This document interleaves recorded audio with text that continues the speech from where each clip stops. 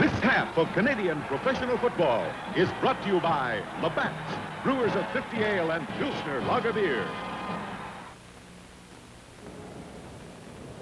In 30 minutes, it'll be the kickoff for the 41st annual Grey Cup game. This is Johnny Easton. I have the pleasure of working with Gene Philipsky, our color man from Western Canada, on this Grey Cup telecast today. Gene, you've been busy taking a look at both of those clubs warm up. You've had a close opportunity to work with them during the week, and I think that everything that could be done has been done for a great Grey Cup game. I'm sure it has, John, and in talking with some of these coaches, I've never heard such determination on both parts to win a football game. Both have had very satisfying seasons this year, but they want to desperately cap it off with Grey Cup victories, and it's going to be a classical battle out here, I'm sure, this afternoon. Well, I think that the coaches who said you can only go so far at this time of year to do anything both said to their teams, I want you to go downtown Thursday night and Friday night, not too late, mind you, but soak up some of the atmosphere, get that Grey Cup fever, so when you come out on this field as they are now, they will be ready. Oh, they're going to be ready out there. There's no doubt about it, John. This is a big thing for both teams. The Saskatchewan Roughriders have the cup, and they're not going to give it up very easily. The Tiger Cats, on the other hand, are going to really be out there after it, let me tell you. Well, you know, the Tiger Cats, 5 years in a row, prior to last year, that is. Saskatchewan had to go a long way back from 28 to 32, 5 years in a row. Two great traditionalists here, and it shapes up as a great football battle. And we will continue with more of our pre-game Grey Cup activities in just a moment. Now, move with the 50 crowd.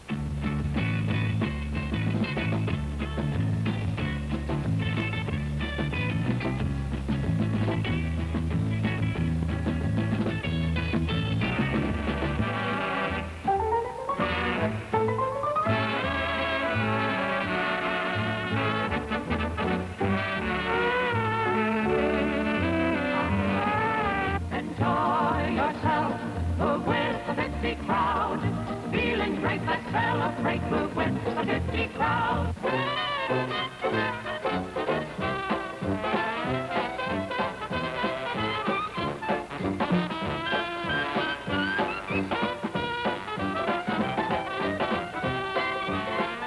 Labatt's great tasting 50 Ale. Enjoy it. More ale drinkers do every day. How a football game comes into your living room via television is often taken for granted. However, it's not taken for granted by the people who make up the technical crew, production staff, and commentators who spend many, many hours making certain the viewer receives the best possible analysis, information, and pictures. From the executive producer, Johnny Esau, to the floor man, they know that a successful telecast relates directly to teamwork and precision. The Hamilton Tiger Cats and Saskatchewan Roughriders are here today because they worked hard and probably just a little more successfully together as a unit. The telecast crew has been hand-picked with the same thought in mind.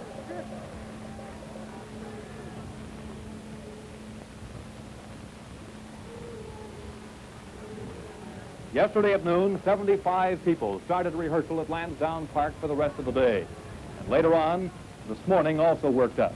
This is Action Center, the CJOH ultra-colored modern mobile, with 8 cameras, 50 monitors, 20 microphones, and 15 miles of cable. This is Action Center, where producer Bill McKee is looking over things.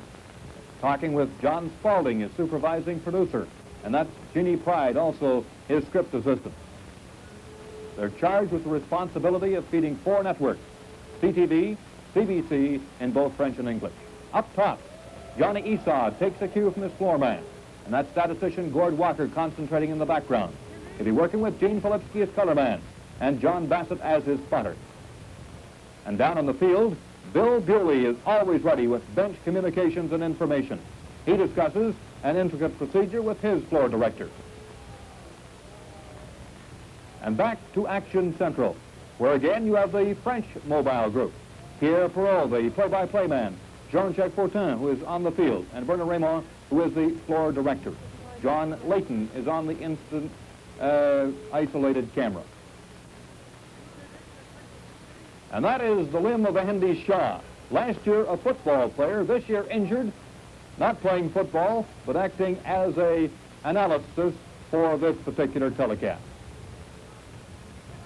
He looks things over, presses a button that presents you, the viewing public, with a play that you really want to see. He supplies an instant isolation replay from this videotape machine on a delayed basis. Shaw, of course, has gained a lot of prestige with his insight into football, and he's connected directly to Gene Filipski and Johnny Esau upstairs. In the press box studio, last-minute preparations are completed. Cameras are checked out. The super boards that include the lineups of the players, and also the statistical board is finished in both French and in English.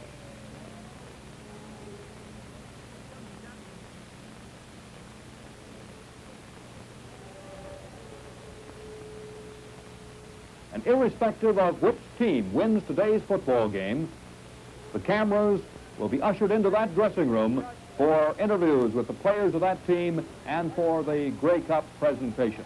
It takes a week to assemble, 3 hours to disassemble, and this, of course, is a great intricate display. Many football fans develop an intensive interest in the statistics of football. They claim the mathematics of football will tell you who will win and why. Their knowledge enables them to bend the statistics to their way of thinking. Regular statistician Gord Walker has comparative statistics that will undoubtedly open up some new areas of discussion. Ending is just one of the things you can do with statistics. A lot of people try to interpret them, and that's a mistake because statistics only mean one thing. They tell a story of what actually happened. Now, today we're going to try and give you a comparative statistical picture of Hamilton and Saskatchewan, and we have a large number of figures here, and I'll explain what they mean. In first downs, for instance, Hamilton's average per game this year was 13 first downs. Their opposition averaged 14 first downs. Saskatchewan has an edge here. They averaged 16 and held the opposition to 14. In yards rushing, this is a kind of a strange one. Hamilton averaged 121 yards rushing, and the opposition 128, so Hamilton lost in that exchange. Saskatchewan has a wide advantage, 169 to 103 over the opposition. And passing, I also thought Saskatchewan might have an edge here, but Hamilton does. 202 yards, 179 for the opponents. And as you see down, all the way down, and I think the important one is the punting average down here with punt return average deducted to show the actual gain on each punt. Now that is the statistical comparison of the two teams, and you can figure out from yourself which one is going to win. And now down to the field and Johnny Bassett. On the field with the captains of the two teams and the referee Harry Ross for the official coin toss. Mr. Ross? Hamilton will call. Field. Jackson, your choice. Send this in. You'll receive. You'll receive. You want, you'll just turn over to the side now first. The captain was the five.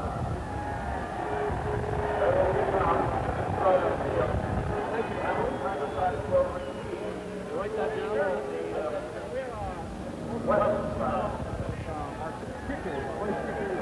Kickers, and we want tennis shoes today. We don't want to have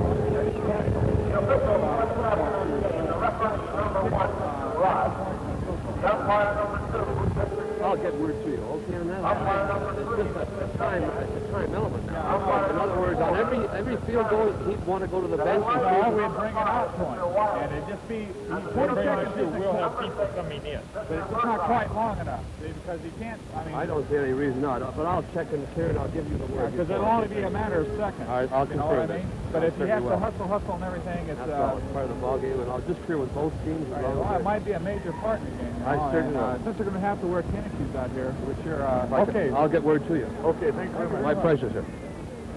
Mr. Ross, fine-looking team of officials we have today. I wonder if you'd be kind enough to introduce them to the people across the country. My pleasure. My name is Harry Ross from Montreal. Don King is my first umpire from Regina. Don, step forward. How do you do? Gip Sigan from Ottawa. Ken Stein from Vancouver.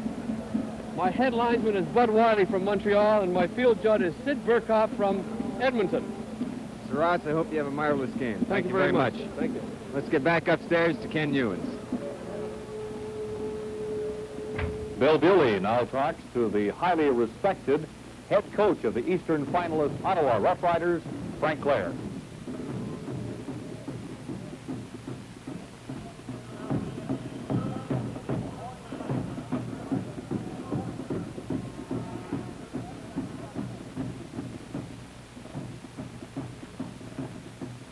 What makes this one Canada's fastest growing ale?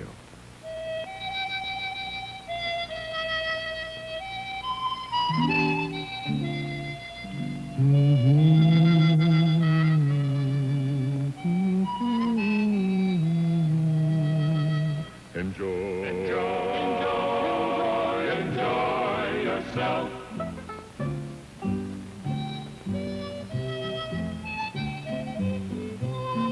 Enjoy yourself. 50 ale is more enjoyable. That's why it gets more popular every day. Enjoy yourself. Enjoy yourself. Move with the 50 crowd.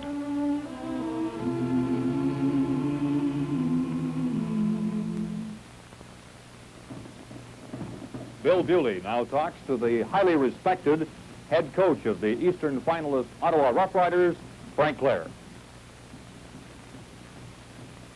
The Hamilton Tiger Cats have a devastating defense, perhaps the finest in the country. Frank, what makes them so strong? Well, Bill, I'd like to illustrate on the board here, they certainly have a very fine defensive team, and might point out some of the things that make them that way and what they have here. Now, of course, in this we have a five-perimeter, what we call five-perimeter deep defense, and for instance, Henley's in this area here, one of their finest men in the country, of course. But I'd like to show you just what happens and responsibilities in this five-zone defense. Should Ronnie Lancaster today now come out and drop back straight, which he does allow beside his rollouts, here's where these men back here would react. The deep men, of course, would have responsibility of taking a third of the field. And this is true, and they're always staying back and keeping the receivers in front as they move back. The passes that Ronnie's drop back, these men have up to about 15, 20 yards in the, what we call the flat area. And they move back slow. Smokey Stoner is in this position right here, Bill, and of course he comes back up around 10 and 15 yards to cover that area there. Over here we have our linebacker, what we call the linebacker cornerbacks, and they're going back in the zones, and of course watching for the hook zone area in this area. The other man over here, of course, the cornerback's coming back, and he, of course, is taking this area back in here. So you can see that we have 5 short zones and 3 deep zones.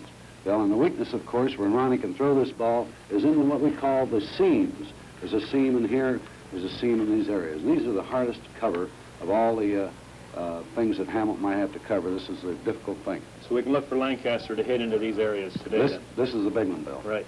Okay.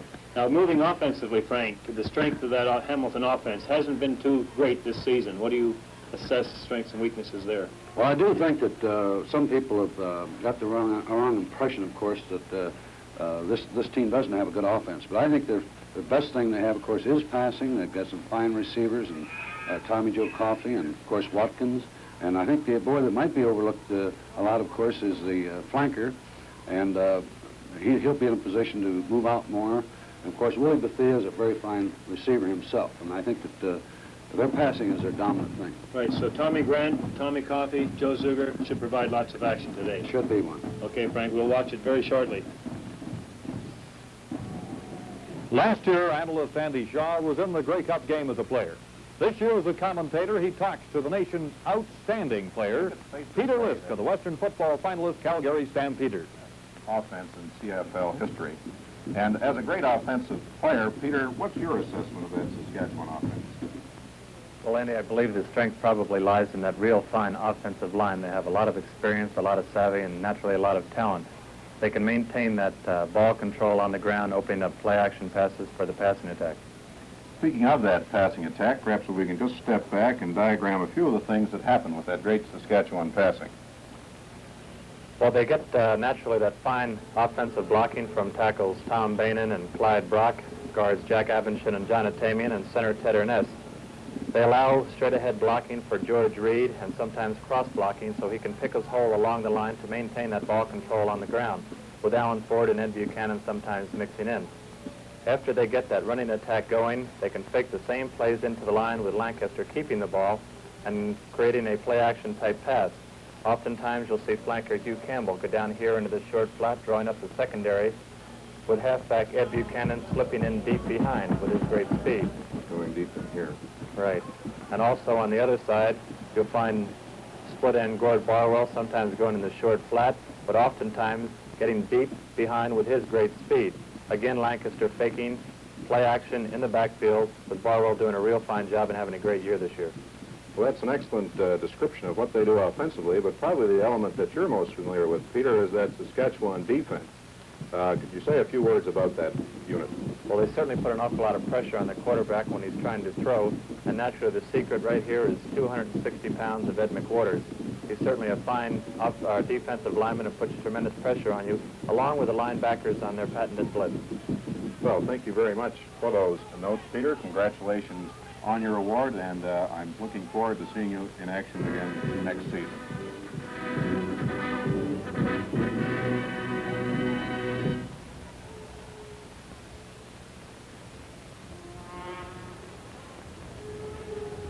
Pleased to have with us down on the field Mr. Sidney Halter, the former commissioner of the Canadian Football League. Mr. Halter, this is not a new thing for you by any means, Grey Cup activities. Well, Al, I've been attending, Bill, I've been attending them all since 1935, and for the last, I guess 14, 15 years, I've been concerned in the arrangements for the game. Well, with this being our centennial year, do you see any bigger and more exciting Grey Cup in Ottawa this year than some of the previous ones? Well, the arrangements have been excellent, and all the festivities leading up to the actual game have been very good, very well organized. Fine. And Mr. Halter, we've added a sixth official for the Grey Cup, which is one more than the regular league games. What is his extra assignment? Well, we started that about 10 years ago so that there would be 3 Eastern and 3 Western officials. The extra official is another line umpire, but he plays in between the regular line umpire and the back umpire, and he covers the short passes. Right. Thank you very much, Bill. Thank you very much, Mr. Halter. And back upstairs to Ken Newens. Thanks very much, Mr. Halter. Good call.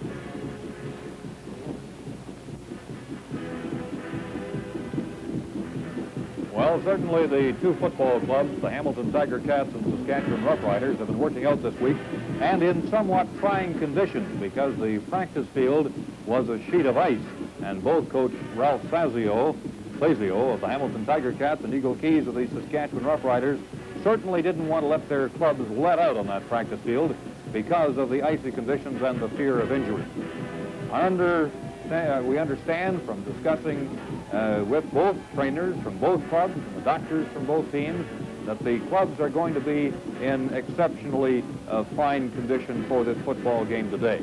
The Ticats 100% healthy, while the Saskatchewan Roughriders are undoubtedly going to still feel some of the bumps and the bruises of that 3-game set they had against the Calgary Stampeders a week ago. You'll notice we've got some field action where we've got the Hamilton Tiger Cat drum corps working out on the field, and certainly lots of pageantry getting ready. We also notice that the stands are starting to fill up here at Lansdowne Park, and indications are that it'll certainly be beyond the capacity crowd at what has to be considered one of Canada's most spacious and finest football arenas. There's no doubt about it. The play, the viewing area, and the stands are indeed first class and certainly fitting of this national classic, the Grey Cup game, which we have said before and will say again, is one classic in Canada that unites us from coast to coast, because we've met people here this week, undoubtedly from every province in the Dominion of Canada. Now let's go down to field level and bring in John Bassett. On the field with Al Pollard, the former All-Pro from the BC Lions. It's 10 years, Al, since you've been on these Canadian fields, and although you've had a warm welcome here all week, it's awful chilly out here for these boys today. John, very cold, and I was watching Saskatchewan and Hamilton warm up prior to the festivities, and looks like there's going to be some drop passes today because their hands will, of course, get very cold out here. You haven't been back in about 10 years. Have you been following the league at all down in Philadelphia? Very much so. I get the Canadian newspapers, and we have a lot of coaches that I know up here. Ray Malavasi, of course, with Hamilton, and Joe Resick. And I know you were out with Ray the other night. Maybe he told you some stuff he hasn't told some of the press about that team today. Are they? I think you're going to expect a few new plays here today from Hamilton. They've been working on a few, and also a couple of new defenses, which Ray didn't go into detail, but you will be seeing them today. You think this hard field, Al, will favor the defense today or favor the offense? Defensively, of course, because the footing isn't too great out here, and I understand that some of the boys are wearing sneakers, and well, I think they've left it, the decision is up to the individual player, and I think we'll probably see before the end of the game some of the boys will be switching back and forth. Right. But there's one thing for sure, we can wear those winter boots, and we're going to enjoy it that way more than they are, and it's certainly nice to talk with you. Thank you very much, Todd. Now let's get back upstairs to Kenny News.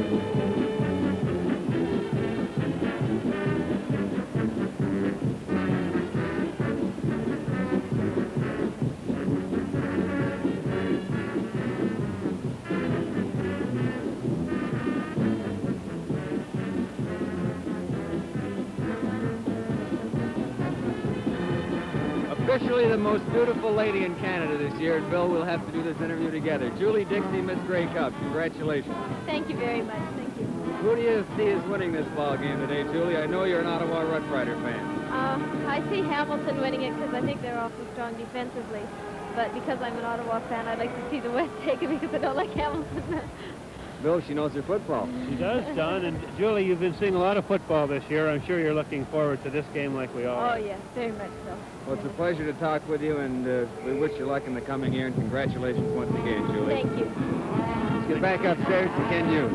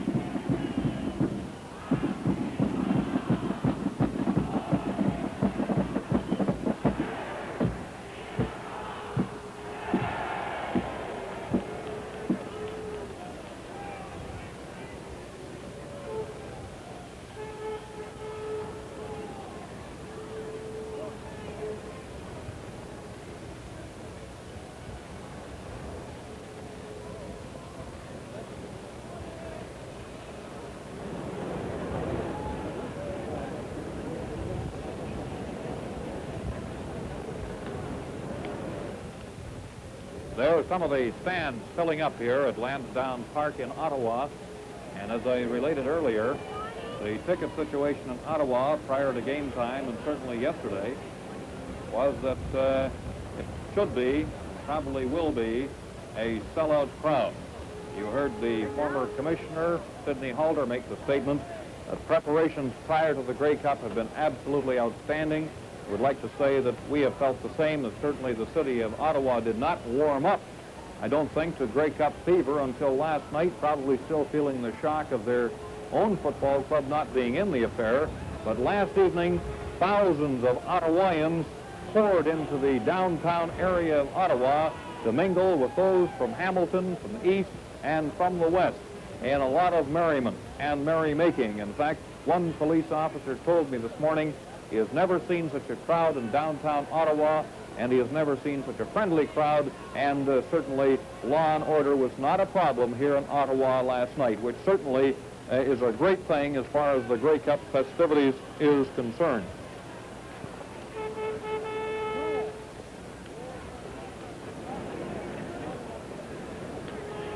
Both Hamilton and Saskatchewan are in the Grey Cup because they've been able to develop or regain their composure on defense. Fans have been schooled in the importance of defense, and we have the defensive coaches with us now.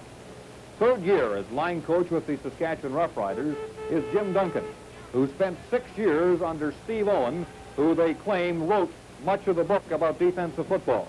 Jim has done the same in Saskatchewan, and he's going to now talk about defense and introduce the men who he hopes will make his defense work best. The defense that the Saskatchewan Roughriders will use today is a basic 5-4 or Oklahoma type of defense. Actually, you will see us in this defense very, very little. As a matter of fact, we're one of the few coaches, one of the few teams in Canada that use this defense at all, but we will be in it sometime during the ball game. Now, by moving Wayne Shaw up on the line of scrimmage, Wally Dempsey over into the middle, we've become a basic 4-3 or 6-1 type defense, very similar to what the Hamilton Tiger Cats will use today. The starting defense for the Saskatchewan Roughrider Football Club. From the Saskatoon Hilltops, number 50, left corner linebacker Wayne Shaw. Minnesota Concordia College, number 79, left defensive end Don Gerhardt.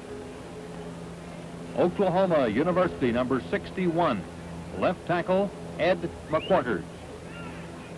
Saskatoon Hilltops, number 41, middle guard Ron Atchison. Tulsa University, number 58, right tackle Ken Reed. Washington State, number 75, right defensive end Garner Ekstrand. Washington State, number 77, middle linebacker Wally Dempsey. Saskatoon Hilltops, number 27, right defensive halfback Ted Dushinsky. Arizona University, number 26, left defensive halfback Larry DeMelli. Winnipeg Rods, number 19, right safety Gene Woloshuk. Kentucky University, number 24, left safety Bob Cossid. Florida State, number 30, the safety man Bruce Bennett. The Hamilton Tiger Cats' success in Grey Cup play, many feel, has come about because of their fierce defenses. A defense that likes to take you on man for man. Hamilton added new people in '67. All play the game, however, in the tradition of a Tie-Cat football player. Ron Brewer, Smokey Stover, Bill Riddell, Bobby Richardson, and Barry Hansen. 5 new faces who all fit into the Tie-Cat master plan. It's ironical that the man to introduce this fierce fighting defense is the scholarly defensive coach, Mr. Joe Repsick. Our basic defense is a 4-3-5. By that we mean 4 linemen up front, 2 ends and 2 tackles, 3 linebackers, and 5 deep backs. At the left defensive end is number 70, Dave Vitti. At the left defensive tackle is number 68, Angelo Mosca. At the right defensive tackle, number 61, John Barrow. The right defensive end, number 50, Billy Ray Laughlin. At the left linebacker, Ron Brewer, number 35. At the middle linebacker, Smokey Stover, number 25. And at the right linebacker spot, we have Bobby Krause, number 14. At the left corner, Bill Riddell, number 12. Right corner, we have Teddy Page, number 15. At the left halfback spot, we have Bobby Richardson, number 23. The right halfback spot, number 28, Barry Hansen. And our safety, number 26, Darnay Henley. That's our defense for this ball game. Thank you very much, Joe Resnick, and the assistant coaches, Joe Resnick and Jim Duncan, introducing their 2 defenses that turned out to be the top 2 defenses as far as the playoff competition was concerned. Lansdowne Park in Ottawa was completed in time in the centennial year to play host to Grey Cup 1967. And for those of you who are watching this today in living color or in black and white, certainly you will have, I'm certain, be able to see that Lansdowne Park is perhaps the finest football stadium in the nation. It has two fine decks and an outstanding show for an outstanding show of the Grey Cup. And now let's go down to the field and John Bettman. Yeah, I'm ready. This thing on?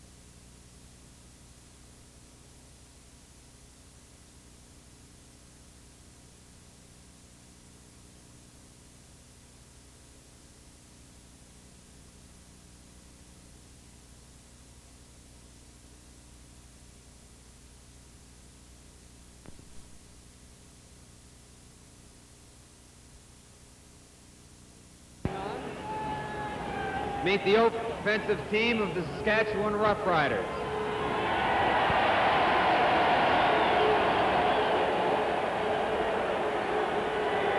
From the Saskatoon Hilltops, the left end, number 71, Gord Barwell. From the University of Western Ontario, the left tackle, number 64, Tom Bainan. University of New Mexico, the left guard, number 53, Jack Abensham.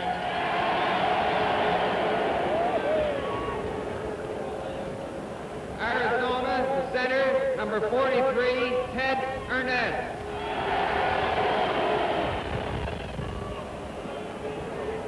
From Notre Dame, the right guard, number 57, John Atamian. From Utah State, number 67, the right tackle, Clyde Brock. From Wittenberg College, the right end, number 72, Jim Warden. From Washington, the flanker, number 31, Hugh Campbell. From San Diego, the left halfback, number 25, Ed Buchanan. From the College of the Pacific, the right half, number 21, Alan Ford. From Washington State, the fullback, number 34, George Reed. From Wittenberg College, the quarterback, number 23, Ron Lancaster. Ron?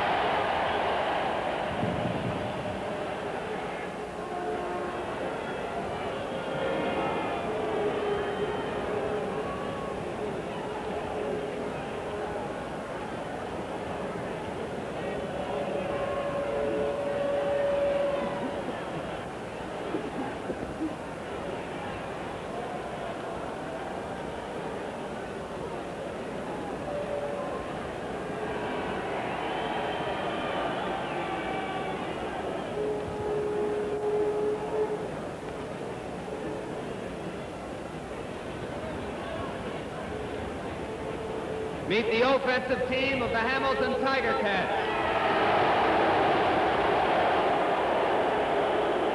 Number 76, the left end, from the College of the Pacific, Ted Watkins.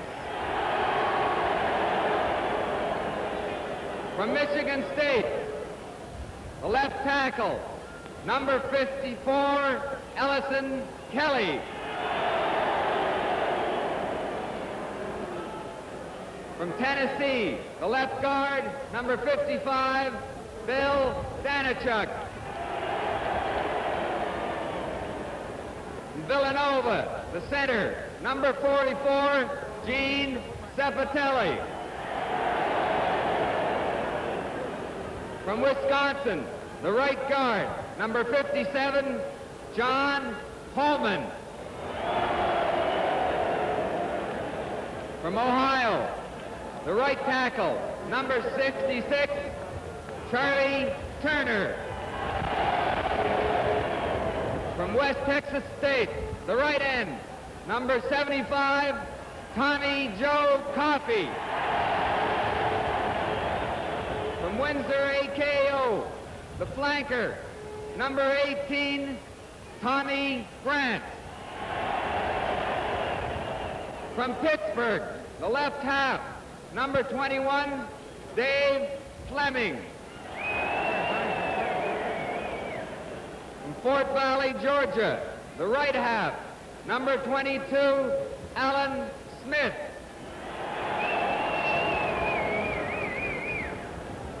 From Patterson, New Jersey, the fullback, number 16, Willie Batia. From Arizona State, the quarterback, number 9, Joe Hilger. Oh, is this hard field going to make any difference to you? I hope not, Johnny. It's a little frozen, but I think the running shoes we have will work out pretty good. I hope so anyway. Well, good luck to you in the Hamilton Tiger Thank you very much.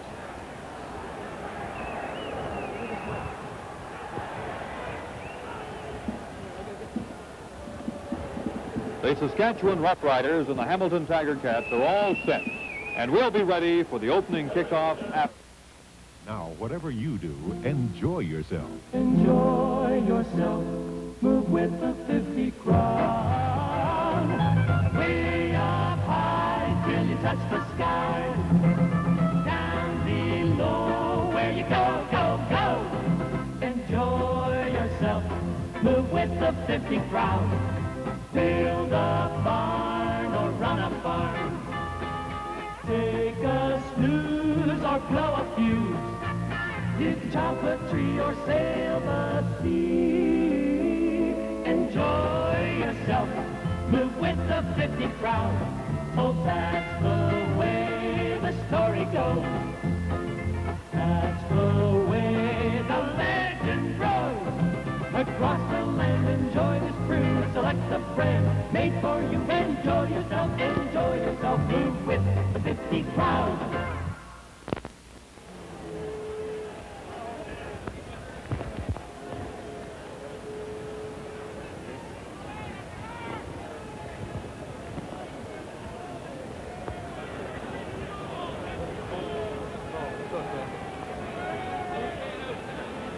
Okay, well, coming up. It's not very Francis yet.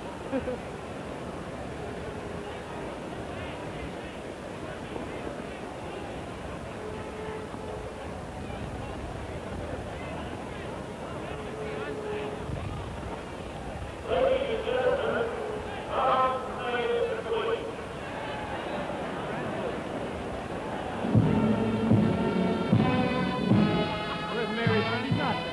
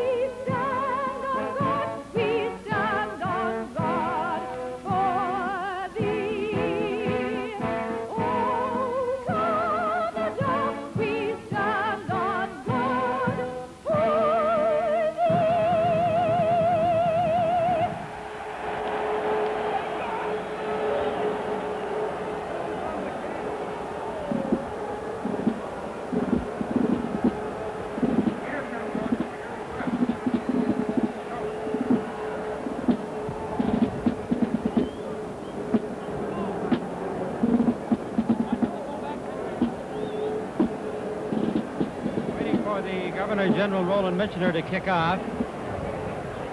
The president of the CFL holding the football. And they're so jammed with photographers down there that fortunately he kicked the ball high enough out of that crowd that we were at least able to see how far the ball went, and we have to give him credit for a 22-yard kickoff to start this, our Centennial Grey Cup.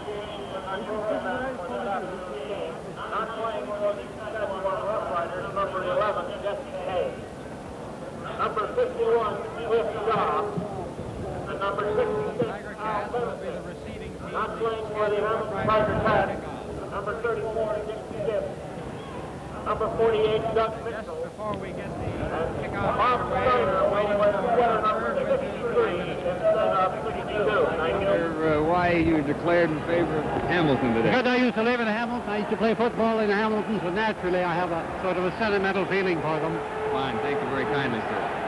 Monsieur le Premier ministre, est-ce que la semaine de la Coupe Grey et la classique de la Coupe Grey ajoutent du cachet aux célébrations des fêtes du centenaire de la Confédération? Oui, cela ne fait pas de doute.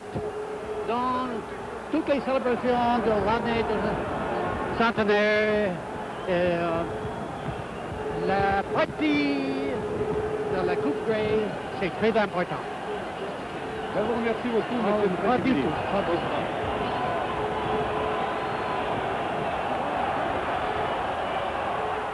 Well, the football teams have a great variety of running shoes. Most of them will have running shoes, although we may even have them change sometimes before the game is over.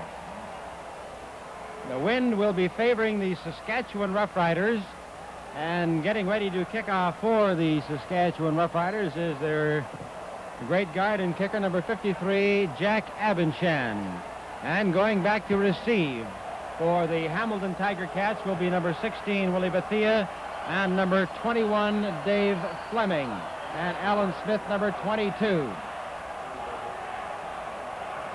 So we're ready now as the referee, Harry Ross from Montreal, the umpires, Don King of Regina, Gib Segal of Ottawa, and Ken Stein of Vancouver. The head linesman is Bud Wiley of Montreal, and the field judge is Sid Burkov of Edmonton. And with Harry Ross refereeing, I believe this is the first time that the head referee has come from Montreal in over 30 years of Grey Cup. We've had so many people down on the sidelines, so many press people, so many cameramen, that they simply have to hold the game up until they can get everybody back from those sidelines. The referee has said he will not let the ball go until they have that sideline clear. But as we have said so many times early in this telecast, that there is a great mob here in Ottawa, and controlling them is going to be a difficult problem. Now we're ready to go with the Grey Cup. With the wind, the kick comes down to Alan Smith on the 5. Alan Smith is hit by Wally Dempsey, number 77, and dropped on the 27-yard line, and rookie Gary Brandt, number 54, came in to hit him from the side and drive him down. A 61-yard kick, a 23-yard return, and the Hamilton Tiger Cats will go on offense. John, I think there's a possibility that we can look for an I formation here with the Hamilton Tiger Cats. Also the ends formation, where Coffey is inserted between the guard and the tackle. Coming off the ball in a hurry, the handoff is to Alan Smith, and Smith goes into the 27-yard line. He is hit by the safety man, Bruce Bennett, and he is stopped with the help of Don Gerhardt, number 79, the defensive end. Now the gain is about 1.5 yards. It'll be second down, 8.5 to go for the Hamilton Tiger Cats.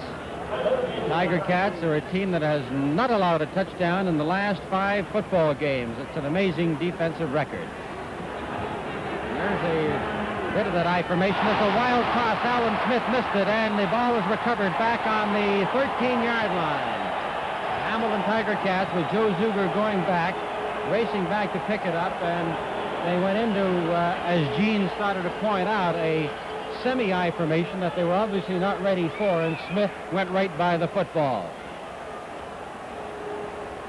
A loss of 16. Third down and 16 yards to go. Ball is on the 13.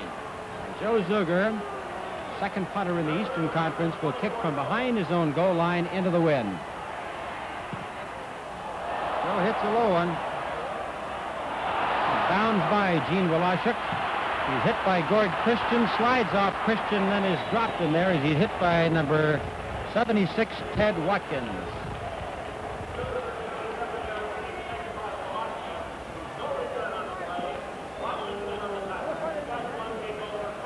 A 41-yard kick, and the lateral movement meant that there was no return on the play, so it is now 1st and 10 for the Saskatchewan Roughriders, and the ball is on the 49-yard line. That is the Hamilton 49. 21 Ford is to the right. Lancaster gives to George Reed, and Reed is piled up over the 50-yard line, reaching for the 49. A gain of very close to 5 yards on the play. Those Hamilton Tiger Cats expected to see a lot of Reed today, and they got their first look at him in the very first play, Gene. John, we saw an awful lot of Reed in Calgary. Of course, he was the one that gained some 201 yards in 35 carries in that final game in that series last week against the Calgary Stampeders. Terrific inside running attack. Second down, 5 to go for the Riders on the Ticat 49. Lancaster is hit and dropped. Big loss as he is knocked down back on the 53-yard line by John Barrow and Ron Brewer. Lancaster was trying to get deep. He had Campbell, the short man, Buchanan, the long man, and as he tried to wait for Buchanan to get clear, he cocked his arm once but waited too long, and as a result, he was thrown for a loss. A 9-yard loss, and so Tommy Grant will go back along with Ted Page as the receivers on the Hamilton 20. Alan Ford kicking from the Saskatchewan 37. Got it on one bounce, but he got it away. Tommy Grant on the 21. Knocked down by Wally Dempsey. Got up and went again and is hit by Jack Abenchan, and he is driven out just at the 25-yard line. 37-yard kick, a 4-yard return, and so the ball will be 1st and 10 for Hamilton on the Hamilton 25. John, on a punting situation, we'll find number 68, Angela Mosca, lined up directly over the center and try to pound him, naturally trying to get a bad snap. On that case, we could see the effect of Angela Mosca's big thumping on Ernest. Joe Zuger back to throw. There's that sideliner. Good to Davia. Cuts into the 45 and keeps going to the 49-yard line. And Wally Dempsey came up to make the tackle. 24 yards was the length of the game.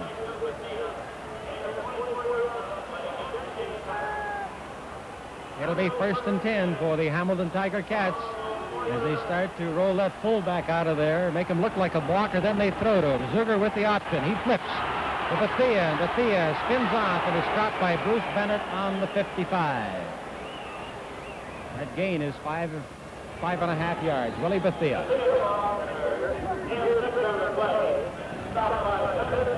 Willie Bethia, who scored 6 touchdowns, averaged 5 yards a carry this season, was second in the East in rushing.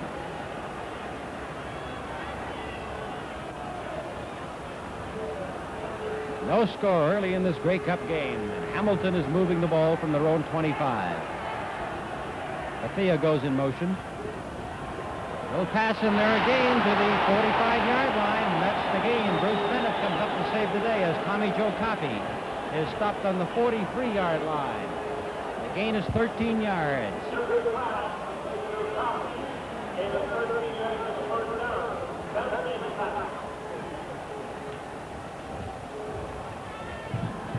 At the 3-minute mark of the first quarter, the score is Saskatchewan nothing, Hamilton nothing. What makes 50 Ale so very popular? People anywhere. From the Halliburton Highlands to the Queen Elizabeth Way, the waters of Niagara to ships of Thunder Bay. From Mattawa to Ottawa and places in between, or turn south to Algonquin from Highway 17. Enjoy yourself. Move with the 50 crowd. At Campus, Casing, Kirkland Lake, or any place you go. On Nipissing or Nipigon, the people always know. In Windsor or in Waterloo, when happy times prevail, Ontario is switching to the That's Great Ritchie's Tale. Enjoy yourself. Move with the 50 crowd. Oh, listen to the laughter, the parties and the smiles as you drive all through the country and travel round the miles. Enjoy yourself, move with the 50 crowd. Well, the Hamilton Tiger Cats have come out throwing and have moved the ball to the Saskatchewan Roughrider 42-yard line. These two clubs have not met in the Grey Cup since 1932. Hamilton won that one 25-6. The draw to Bethea.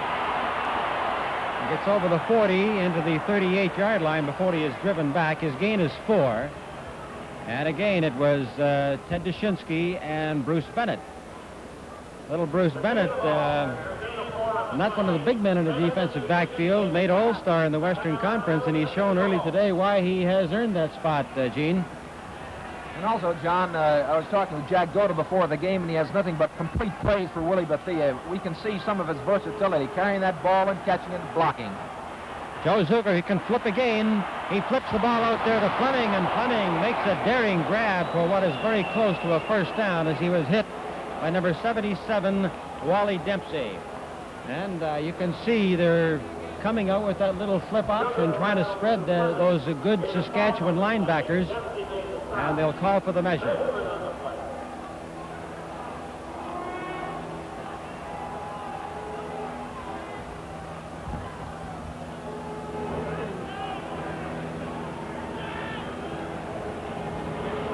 It is short by inches. Now, what do you do in a Grey Cup game inches away?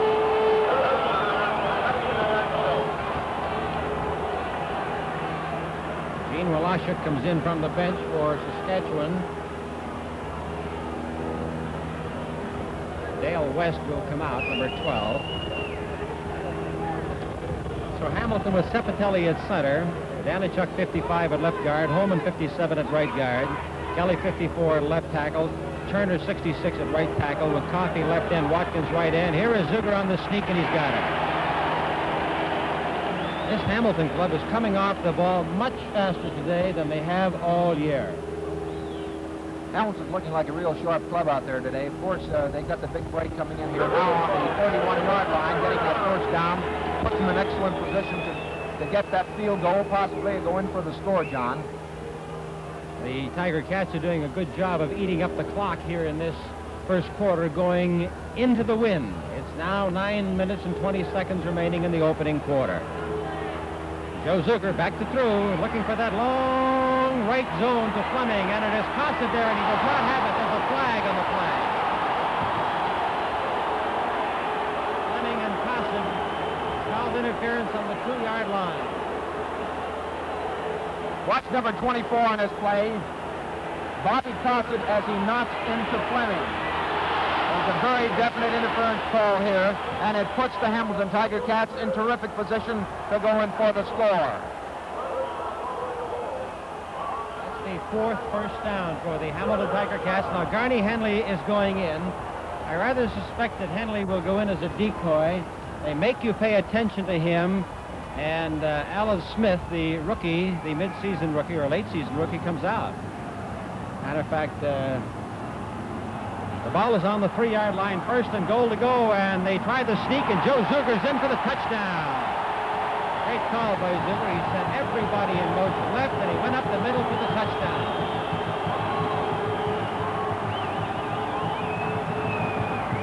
Behind some real fine blocking, Gene Sepatelli leading the way.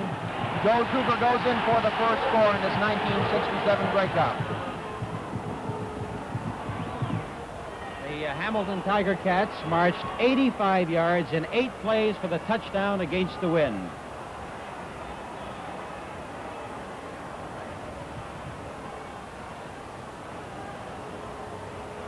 Tommy Joe Coffey is waiting to tie up the boot. Now, Coffey was good on 20 out of 26 converts this season.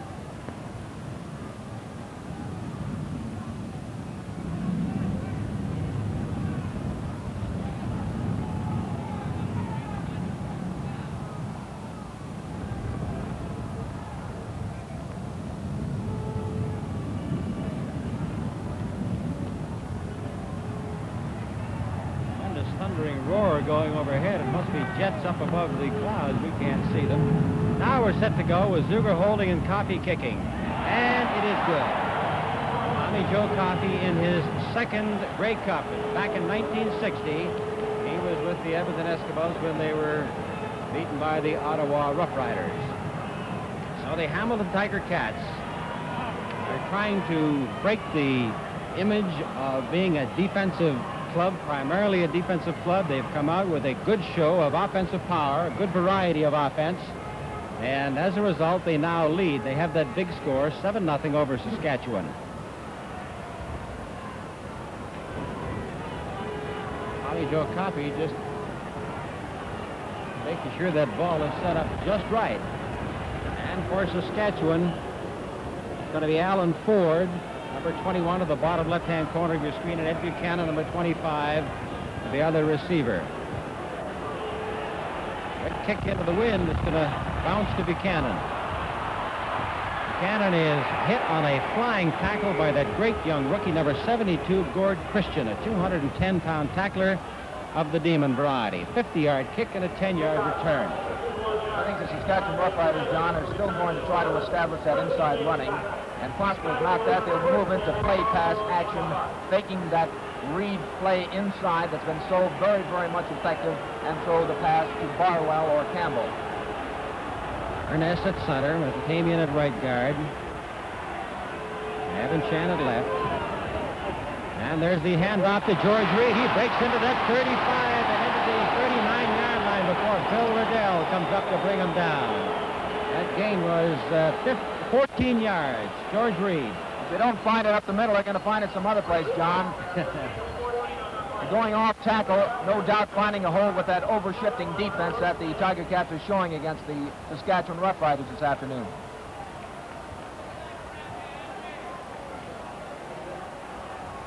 First and 10, Saskatchewan on the Saskatchewan 39. Keeping both ends in this time, and they fake to Reed, and here is the rush. The long pass down there to Buchanan, and he does not get it. Buchanan was well in behind. Well in behind Barry Hansen. That's exactly what we were talking about a little while ago. And using that play-pass action, Eddie Buchanan, with his tremendous speed, gets behind the defender here and almost catches the ball. That'll make it second down and 10 to go. And the interesting thing is here how close, though, the Hamilton rush is coming to Ron Lancaster on every one of those deep passes. And Bob Krause, number 14, a young rookie, and I say a young rookie, he's been with the club 5 years, but he hasn't seen that much regular action actually until this year. The wind is now listed officially at 14 miles an hour. Lee Campbell wide to the right. Reed sets out to the left. To stay in there to block for Ron Lancaster. And there's that pass at the flag of the play. Buchanan is wide open. He is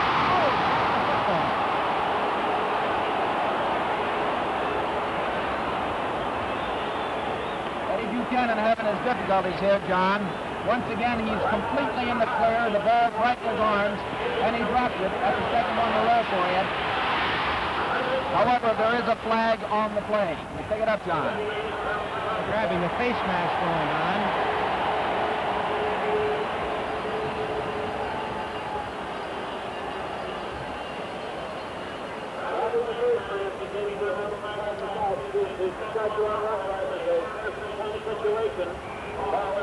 Fans here are decked out in just a glorious array of color and regalia from all over Canada.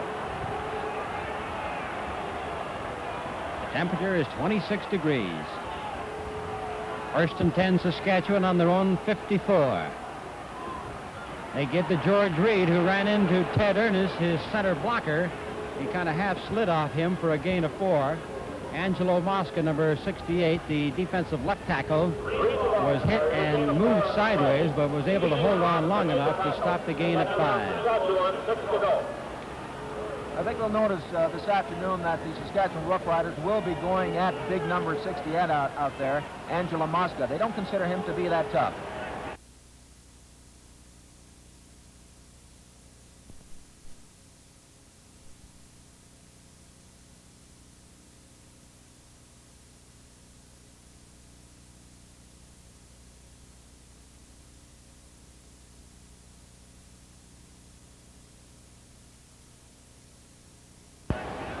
Lancaster dropping back farther this time. The pass in there is good to George Reed to the 44-yard line, and that's good for a first down.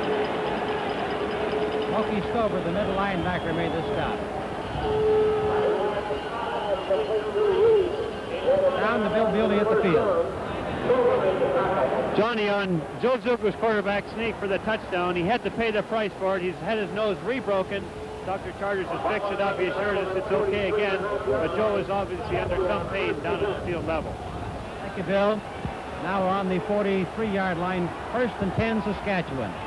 Lancaster, look at the rush on him now. He throws long down there. It's intercepted by Garney Henley. Chased by Buchanan. Trying to get some footing, and Wally Dempsey knocks him down on the 19-yard line. Garney Henley on his own defense sets himself back and catches the football without any trouble at all. The Saskatchewan team, as well as the Hamilton team, consider Garney Henley as the finest defensive back in the country. Here's one of the reasons why. Great flying tackler by Big Clyde Brock stopped Garney Henley from getting a good bit of footing to turn upfield, and you could see, even though he was wearing the running shoes, that he did have trouble getting his footing there. So with the first interception of the ball game, it is 1st and 10, Hamilton on the Hamilton 20.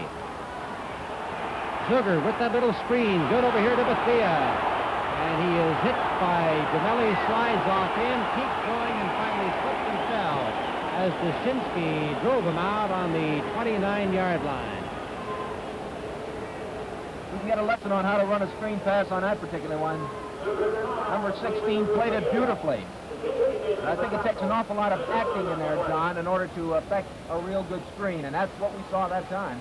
Well, they've come out throwing to Willie Bethea. He only caught one touchdown pass this season. He's used primarily as a ball carrier. He made 147 trips overland, but they've come out throwing on those fullback screens and draws or delays to him today. Take some of that heat off. The way this game has started out, it's going to be a battle of Willie Bethea versus George Reed. And John, they tell me that this fella has a tremendous amount of durability. Joe Rustic told me that he's been playing injured most of the year, but he doesn't do any complaining at all, just sticks his nose in there. Well, they're inches away from being first down, about 6 inches, I would say.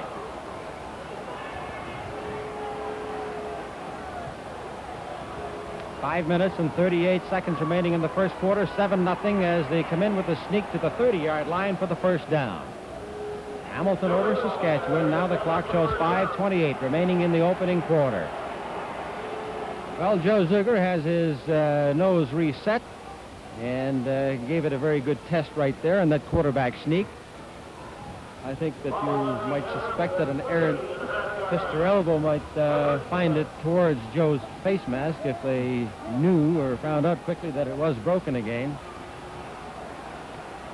Zuger gives now to Smith, trying to utilize his speed, and he is caught by Wayne Shaw, the all-star linebacker on the left side, number 50. The 41st Grey Cup, as Hamilton leading 7-0. Hamilton is in their 10th Grey Cup since 1950. Tommy Grant, 18 to the bottom of your screen. Tommy Joe Coffey, the left end, is split off 10 yards. Zuger goes back to throw, and it's in there to Bethea again. Bethea is hit and dropped on the 39-yard line. Coming up there to get him was number 27, Ted Dushinsky, along with Wally Dempsey.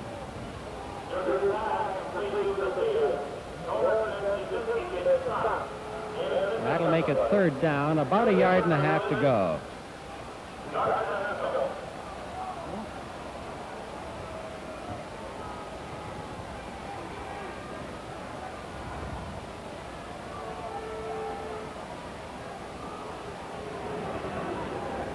Gene Walashuk and Bob Cossett are back to receive for Saskatchewan at the Saskatchewan 35. Zuger goes for a high snap and got it away.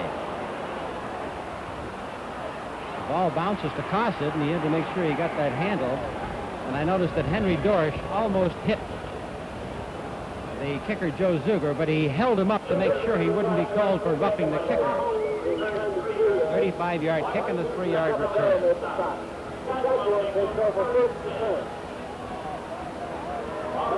In the only meeting between these two clubs this season, Saskatchewan won a hair-raising 22-21 victory over Hamilton. Campbell goes to the bottom of your screen. Lancaster looking deep again. Here's that long one to Campbell, and it is intercepted by Bobby Richardson. Richardson now trying to get some interference. It's going. Back Adams down. There are roughing penalties all over the place.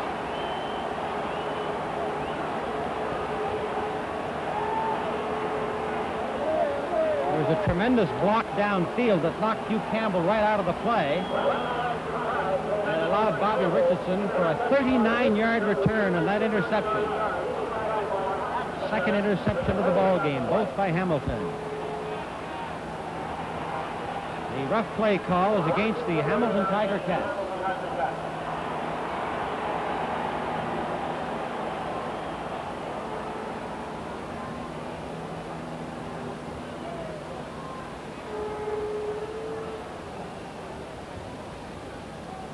Ball is on the 54-yard line, the 15-yard penalty.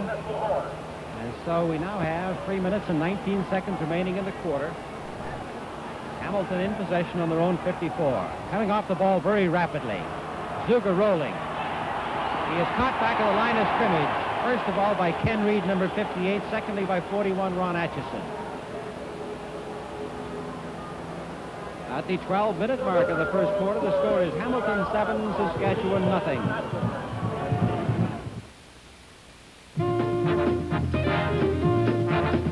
There's a world of flavor in Skoal. Skoal International Beer. It's your kind of beer, so do your thirst a favor. Pour yourself a Skoal and get a world of flavor. There's a world of flavor in Skoal. Skoal International Beer. When a beer is popular all over the world, it must have something. Skoal has something. Skoal has a world of flavor. The kind of flavor you'll say is your kind of flavor. The kind of beer you'll say is your kind of beer. Taste it. You'll see. Skoal is brewed in Canada by Labatt's. There's a world of flavor in Skoal. Skoal International Beer. Zuger has completed 4 out of 4 for 53 yards so far. Lancaster has completed 1 out of 5 passes for 9 yards, and he has had 2 intercepted. Now we have Garney Henley coming back into the game along with Joe Zuger, the quarterback, who was on the sideline talking to Ralph Sazio. Fleming comes out, number 21. A second down and 12 is the situation, and Hamilton is on the Hamilton 52. Henley right, Grant left. Saskatchewan trying to get that rush in there, and the pass is knocked away by Ted Wyszynski. He read it properly and stepped right in front of Watkins, but he could not pick off the pass. He's done this before on that particular formation, the double wing setup for the Hamilton Tiger Cats. This is obviously a passing situation, and no doubt the Saskatchewan defense was anticipating it. Ted Wyszynski tried to step in front of that ball, almost picked it off, and it could have been long gone for him and touchdown for the Saskatchewan Roughriders. Well, they had an amazing 9 interceptions against the great Calgary club in that Western final. Zuger kicks high into the wind. Walashuk waits for it. Oh, and he is wrestled back there by big Gord Christian, but his forward point of advance was the 18-yard line. And that'll give Saskatchewan the ball with the wind, 1st and 10, a 41-yard kick and a 1-yard return. 2 minutes, 31 seconds remaining in the opening quarter, and it is 7-0 for Hamilton. Hamilton is a club that had only 3 times 20 points scored against it this season, and all by Western clubs.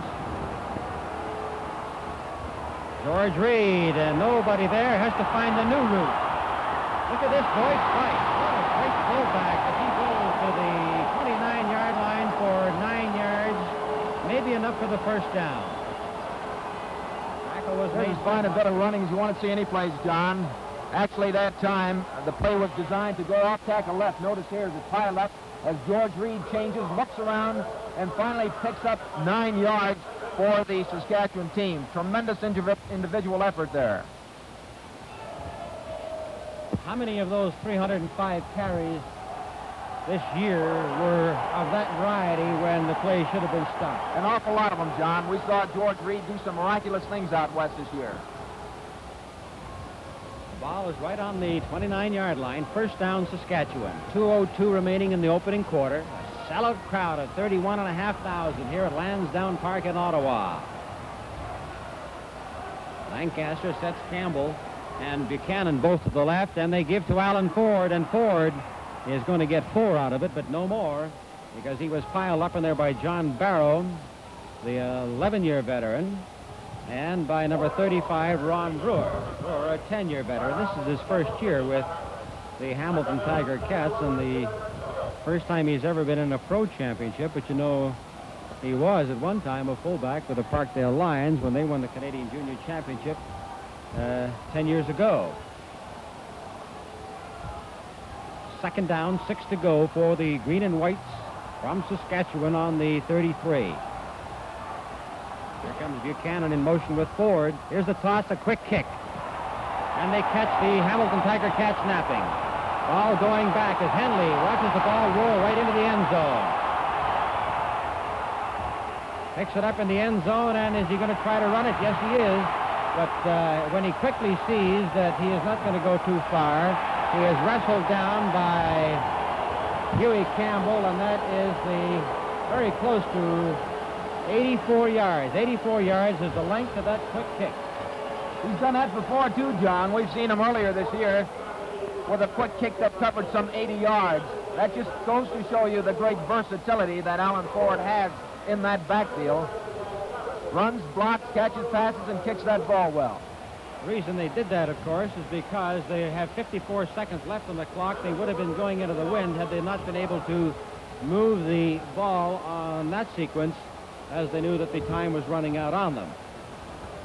So it is now a 7-1 ball game, and Hamilton has the ball on their own 25. Bethia goes in motion. They give to Smith, who is caught back there on a great blitz by Ron Atchison, number 41. A great 16-year veteran of the Saskatchewan Roughriders, who somehow moved those on the left side of that line as he snuck in there. Who did he beat in there, Gene? Actually, Ron Atchison, some 16 years in the Canadian Football League, has come up with some real spectacular plays, and on that one, no doubt he saw the big hole, the big gap, he shot it, and was able to drop the Hamilton men for a big loss. He says he's going to play till he's 40 years old, too, John. They're having problems on the field, I see. Well, one of the overly exuberant fans is now being chased down the field. He ran out and stole the ball from scrimmage and threw the ball up into the crowd, and some of Ottawa's finest go out to grab him and take him off the field.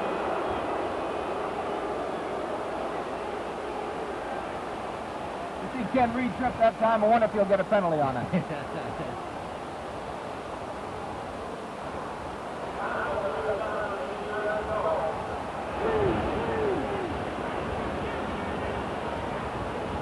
Ball is back on the 18-yard line, second down and 18.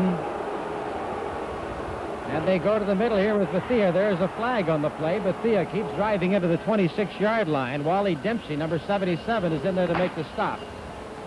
Gun sounds to end the first quarter.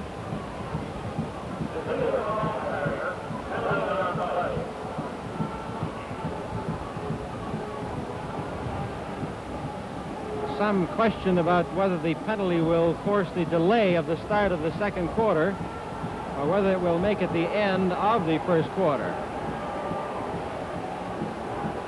Referee Harry Ross talking to Joe Zuger. Here's the illegal motion call against Hamilton, and it has been declined. So at the end of the first quarter, the score is Hamilton 7, Saskatchewan 1, and we'll have more CFL action after this word from our sponsors. Party case. Labatt's Party Case. Open it and you'll find 1250 ale and 12 Pilsner Lager. If you go for Canada's fastest growing ale and your friends prefer Canada's great light beer or vice versa, you get the two together in one convenient package. Labatt's Party Case. Costs less than if you bought the two brews separately.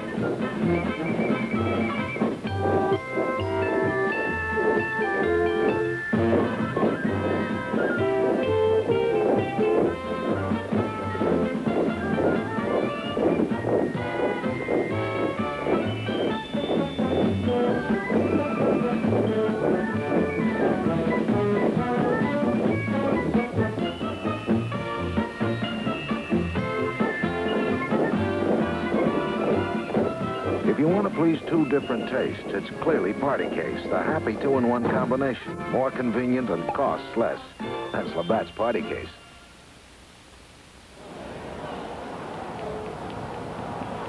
It'll be third down, 8.5 yards to go.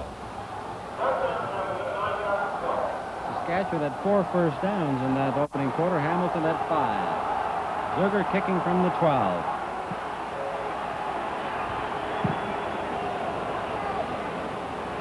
Good kick to Cossett, 24. And Cossett beat that first flying tackle there by Christian, and that's only happened a couple of times this year. But Ted Watkins, a great downfield tackler and one who has made many on this very turf, was in there to make sure he didn't come back. 43 yards the kick, 3 yards the return. Hamilton had 8 yards rushing, net that is, in the opening quarter. Saskatchewan had 37. Hamilton completed 4 out of 5 passes for 53 yards. Saskatchewan 1 out of 5 for 9 yards. 2 interceptions both by Hamilton. Saskatchewan first down on the 43. They give to Reed as he breaks into the middle of the 51-yard line. Dave Veedy, number 70, the defensive left end, was in to make the stop. And now, because it is second and short yardage, they send in extra blockers. Carfin goes in along with Henry Dorsch. 71 Barwell, 25 Buchanan come out. Second down, 1.5 yards to go for Saskatchewan.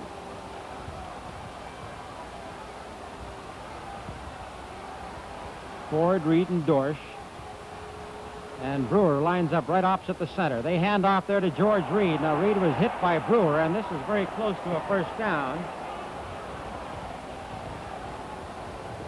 See what happens to Brewer as he lines up right opposite the center.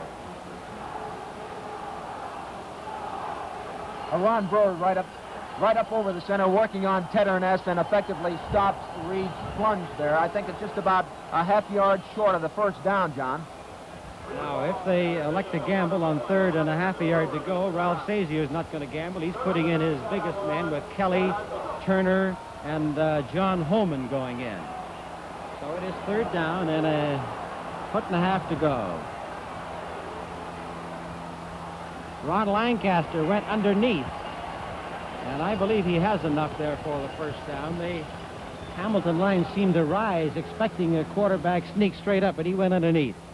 Ron has done that on several occasions this year, and I noticed also that he is wearing running shoes, and that time he slipped a bit. It is a first down for the Saskatchewan Roughriders. However, there's some of the backs that are wearing their normal cleats out there. I noticed George Reed before the game testing it, and George is heavy enough, I believe, to get enough traction with his normal cleats. However, there are a lot of other receivers using the running shoes, John. It'll be 1st and 10 Saskatchewan on the Saskatchewan 54-yard line. Ford goes in motion. They give to Reed, and Reed is caught by number 25, Smokey Stover.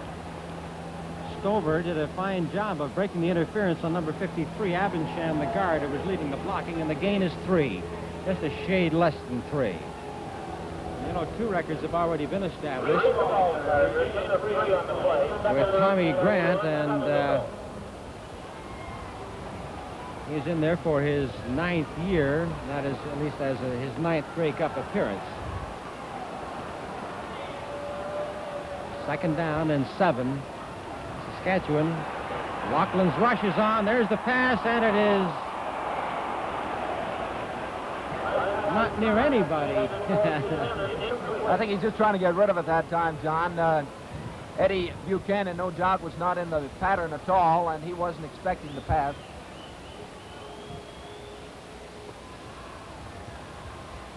Eagle Keys and Jack Goda conferring on the side.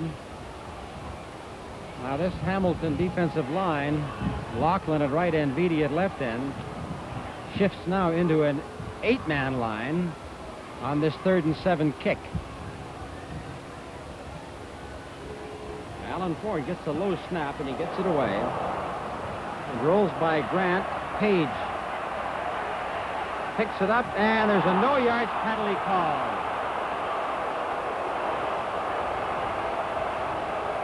Now, the Saskatchewan Roughrider players tried to get back out of that zone, and maybe the footing didn't help get them out of there in time. At any rate, the no-yards penalty is called. Not at all, John. They were slipping and sliding all over the place, trying to get out.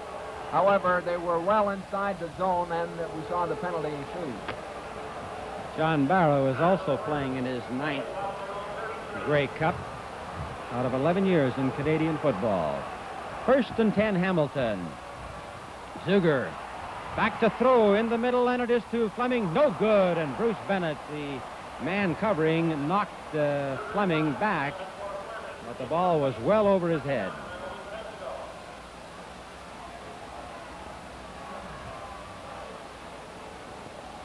I see that this is the greatest number of photographers I've ever seen along the sidelines at a football game.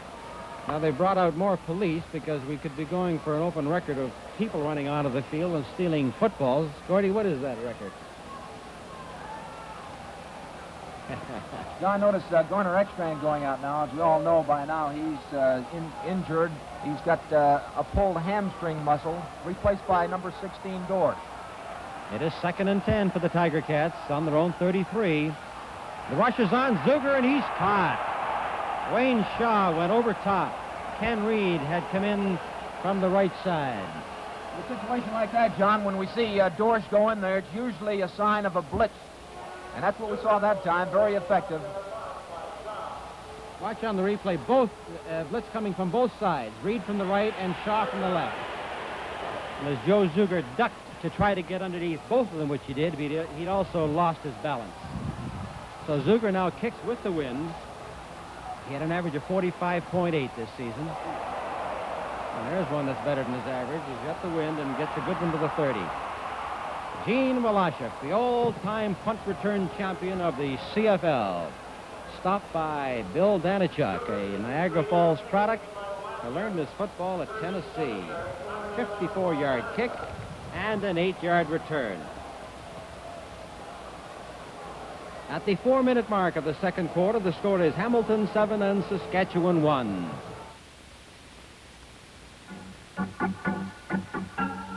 In the cities of Canada, they don't keep a great beer waiting.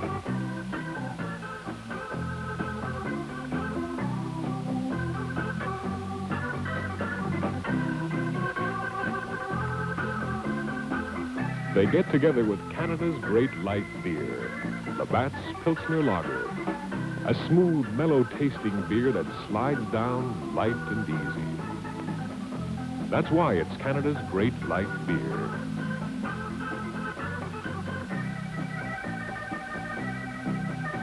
Labatt's Pilsner Lager, the brew with a true lager flavor that's making friends everywhere in Canada.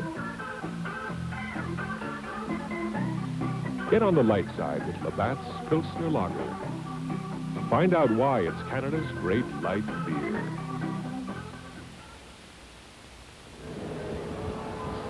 $1,250 to the winning member of each football team here in this 41st annual Grey Cup Championship.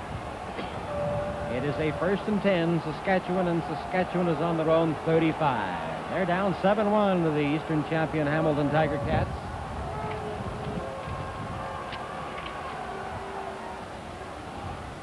Back into the center to George Reed as he is tripped up at the line of scrimmage, but still managed to get 5 yards out of it. Ralph Stasio paid the supreme compliment to George Reed. He said, well, we're going to concede him 100 yards. There's no way you can stop him with less than that. And then we just have to go and get those 100 yards back. Billy Ray Loughlin made the tackle here on George Reed on the 40. 2nd down and 5 to go. And here's Lancaster rolling. He's trying to get Barwell deep. He's covered by Henley, and it is knocked away by Garney Henley.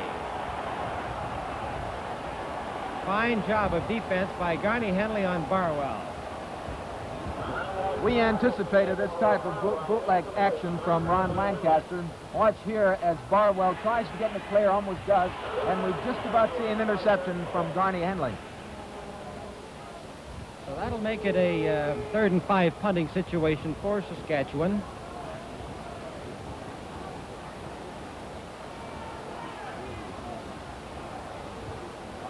Alan Ford, who averaged 38.5 yards a kick this season, goes into the wind.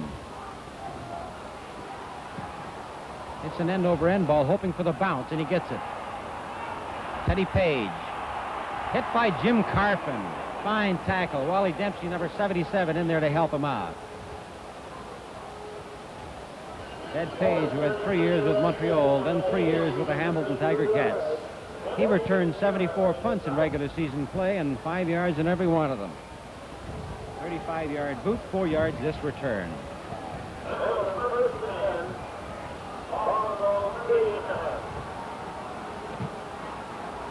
First and 10 for the Tiger Cats. Bethea comes in motion. Here's going to be a pass from Ed Turek. They're trying to get Fleming down deep. It could be picked off.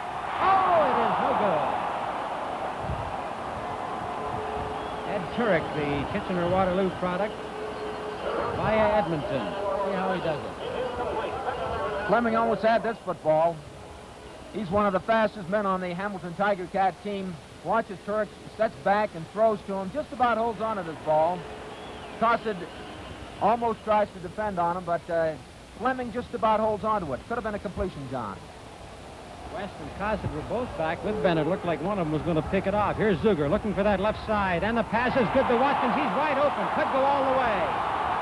Ted Watkins is gone for the touchdown. 71 yards. Ted Watkins. And what a triumphant return to his own park. The coaches have been pretty happy to get a hold of this fella. Watch him on his quick down the middle pass. Just gets a hold of it and runs all the way for Hamilton's 2nd touchdown. And Watkins, who caught 3 touchdown passes during the season.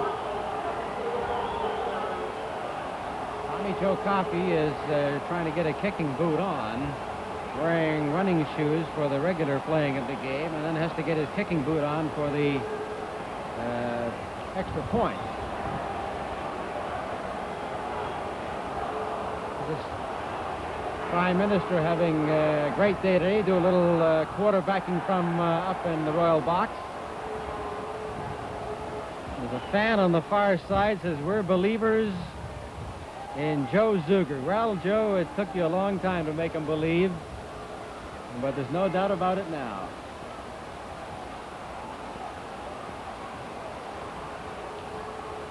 (13-1) is the score. And it's in there.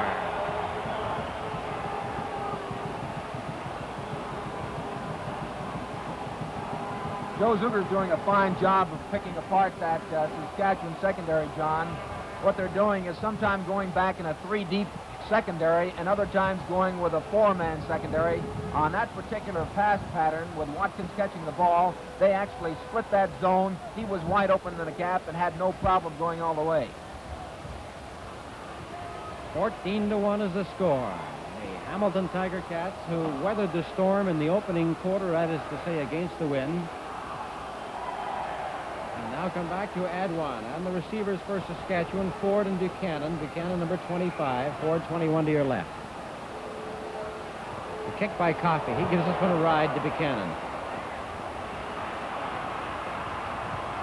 Going to the right side, looking for some blocking help. And Dave Beatty Actually, Vitti was the only man in that zone to get to Zuger, or at least to Buchanan. 69-yard kick and a 20-yard return. And had he not hit him there was a good 20 or 30 yards more to be had. And of course, Eddie Buchanan's got the speed to break it all away. He's looking for a real big play in the series. Very instrumental last year, John, if you can recall, against the Winnipeg Blue Bombers with a 70-yard romp.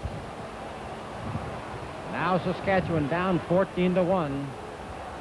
They may be forced to open up earlier than they had anticipated. George Reed goes inside. That whole Hamilton line is looking for him. His gain is just a little bit less than 4.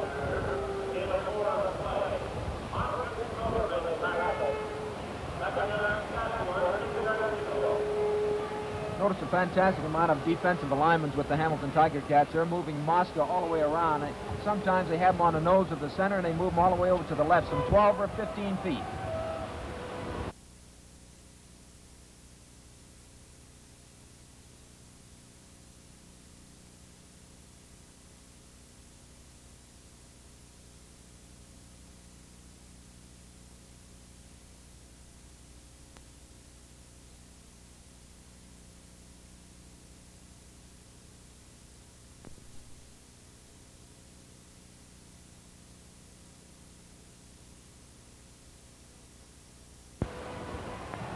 Here's Lancaster tripping and falling, and he's dropped back on the 6-yard line. Fine play by number 15, Page here, as he just gets a hand on Lancaster, drops him for some 10-yard loss, puts the Saskatchewan Roughriders way back on their 7-yard line. Looks like he hurt his left hand, too, as he comes off the field. Lancaster has now been thrown for losses twice, for 9 yards and now 12 yards. And now they are forced to punt into that wind. And Hamilton, with a 14-1 lead, are playing their receivers, Grant and Page, up on the Saskatchewan 30-yard line. They'll be in great field position, all things being equal after this punt. Grant on the 35 is grabbed there by number 76, Carpin, kind of half spun off him. And then Brock, 67, and 54, Brandt came down to pull him down on the 35. So that was a 28-yard kick and a 1-yard return.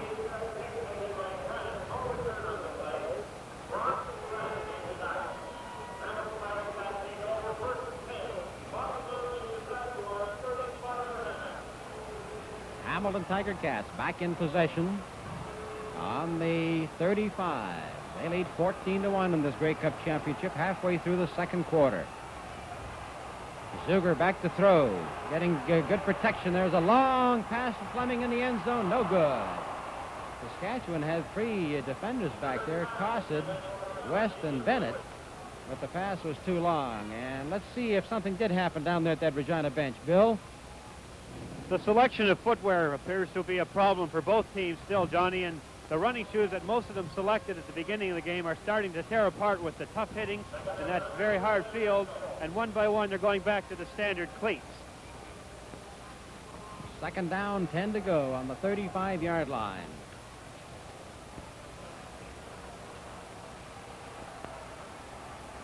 Zuger fakes the toss. He's going to be throwing if he gets time, and he gets the ball away. It is no good. Tommy Grant, 12-year veteran, did not hold on. Saskatchewan came closest to intercepting that one. Putting the big rush on this play, John, was the lineman of the year, number 61, Ed McQuarters, but the pass does not go completed at all. Actually, there was pretty well defended down there. So that Woloshik and Cossid will go back to receive. There you see in the corner of your screen the new sections of stands that were added. They added 3,800 seats here.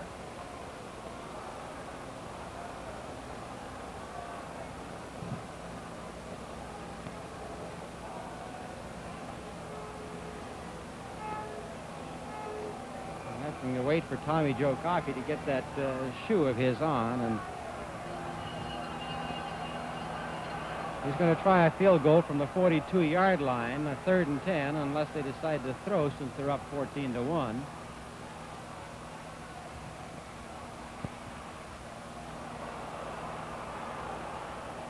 could go all the way to the dead ball line for a single point.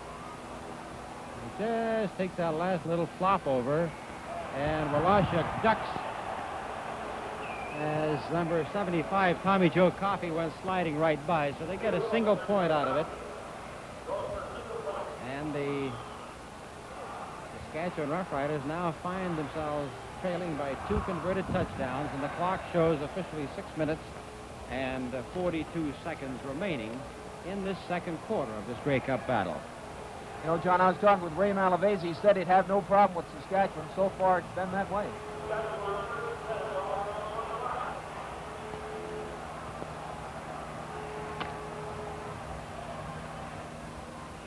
Hand off to Ed Buchanan, and they're trying to get some of that backfield rolling. He gets 5 out of it, stopped on the 30, but they have so far been contained very successfully. Dave Beatty, the left end. They're just trying to get both those ends, Beatty on the left side and Laughlin on the right, to go straight upfield to keep the Saskatchewan runners contained. In other words, nobody's getting outside on them. Now Barwell and Buchanan left, Campbell right. I've only thrown to Campbell once today. Lancaster back again. And there's a flag on the play. Lancaster is hit, gets up, and goes again to the 27-yard line. But let's see what this flag is about. They had Buchanan down deep, but he was so well covered by Barry Henson that he had no opportunity to throw. A holding penalty against the Hamilton Tiger Cats. Now the cheers, which seem to favor the Saskatchewan Roughriders early or before the game, and possibly as a result of the popularity of Ron Lancaster here, now seems to be evenly divided between the two teams.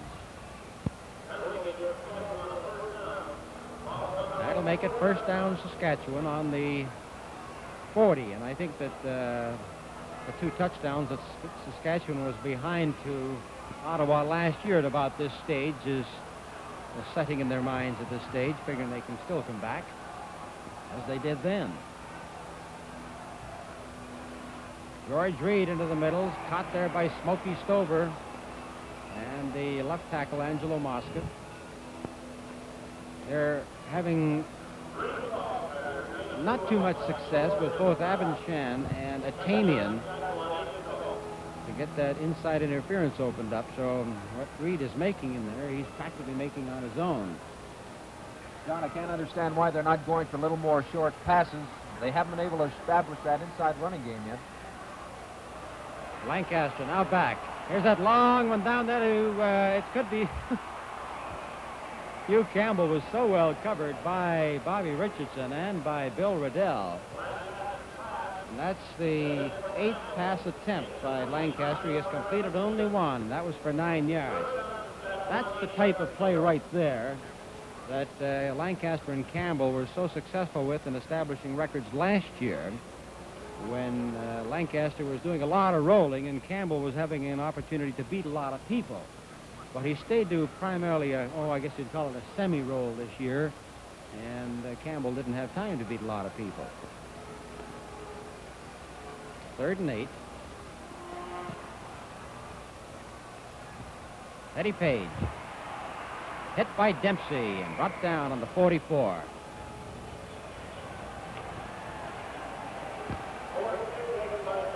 Tate Page is shaken up on the play.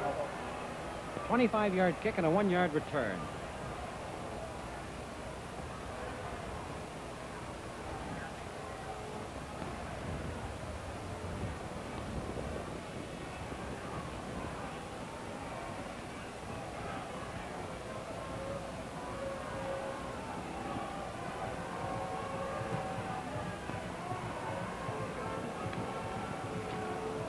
to 1 for the Hamilton Tiger Cats over Saskatchewan.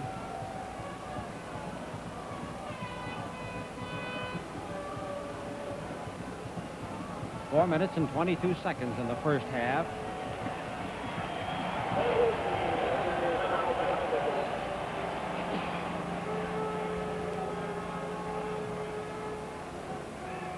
That'll put the ball right on the 44-yard line, and it is now 1st and 10 for the Hamilton Tiger Cats.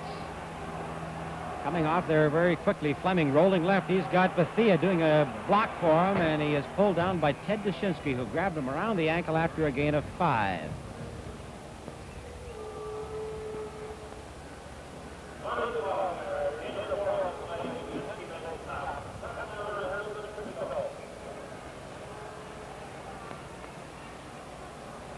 Eagle Keys in his 15th year of Canadian pro football. 4th year as the head man at Saskatchewan, trying to find the answer against this Hamilton club today. They fake the toss, and then he doesn't have time to turn and run with it as he had intended to do, as Wayne Shaw hit him, along with number 79, Don Gerhardt. That's the left end and left linebacking combination. That'll make it 3 and 7. They're down and 7. Now, there was just a little quick look at how deep downfield and how open Fleming was had Zuger had a chance to throw. Cosset goes back with Woloshuk. Zuger will kick from his own 33. 3.5 minutes to go. A high snap. Oh, and that is partially blocked at the line of scrimmage. It's taken by Ken Reed.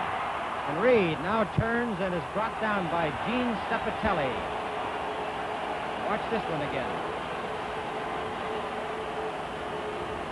There's a big break for the Saskatchewan Roughriders as number 50, Shaw, blocks the kick. And Ken Reed catches it, puts the Saskatchewan Roughriders on the 47-yard line. Now Saskatchewan is trying to take advantage of that break that they created for themselves on the 47. That is the Hamilton 47. They go to the middle with Reed, and Reed is hit head on. Took a tremendous jolt in there from Angelo Mosca. And at the 12-minute mark of the second quarter, the score is Hamilton 15 and Saskatchewan 1. In Canada's great outdoors, they don't keep a great beer waiting.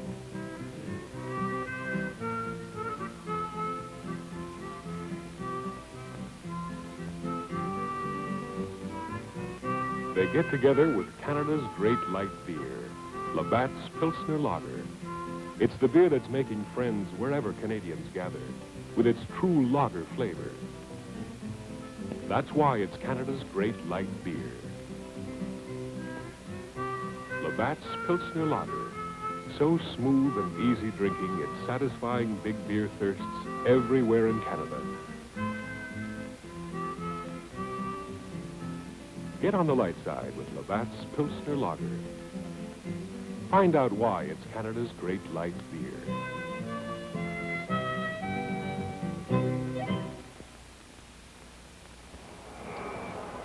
And so the ball is on the 45-yard line. It'll be second down and 8 to go, Saskatchewan. George Reed has carried 11 times for 58 yards. Now they set their flankers wider, send Reed in motion. Lancaster throws in the middle, and it is no good. They were intending to throw to Reed there. And Bob Krause had him too well covered. Lancaster is unsuccessful in passing in this second quarter. He's 0 for 4. The hard ground is very definitely having adverse effects upon the receivers, John. On that particular occasion, number 21, Alan Ford, just slipped and fell on that pattern. I'm sure that he might have been the principal receiver. Ford is kicking from the 50.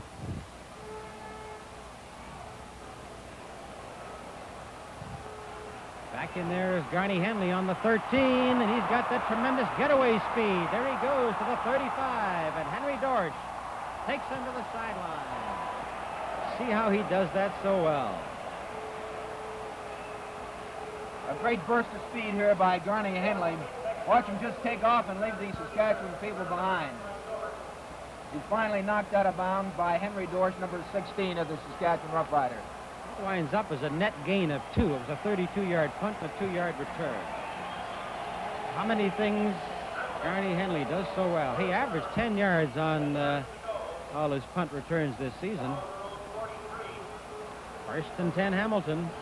2:09 remaining. Here's Zuger looking for some long ones here, and it is good to Willie Bethia. Oh, he drilled that one right at the numbers. Bruce Bennett, the safety man, number 30, made the stop. 20 yards was the length of the game. This is the best passing attack we have seen Hamilton unfold this year.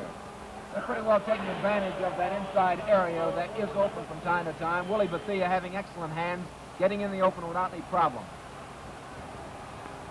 Zuger this time to Alan Smith, and Smith saw that hole close on him as he got to the 45. Ed McWaters and Ron Atchison, the tackles, closed it off. Smith, after a year with the Buffalo Bills, joined the Hamilton Tiger Cats for the final. The first time he handled a football in Canadian play, he went for the touchdown. Second down, 7 for the Tiger Cats. Grant left. Here comes Zuger back on a quick kick. And they're trying to get the point that'll separate him by more than 2 converted touchdowns, and Bennett will concede a single point. So that'll now make it 16-1. 64 yards was the length of that quick kick by Joe Zuger. His 7th punt of the ball game. We have 1 minute and 24 seconds remaining.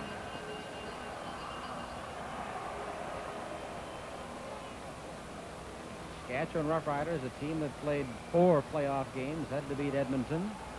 And then that rugged 3-game series against the Calgary Stampeders. Hamilton had 2 games against the Ottawa Roughriders.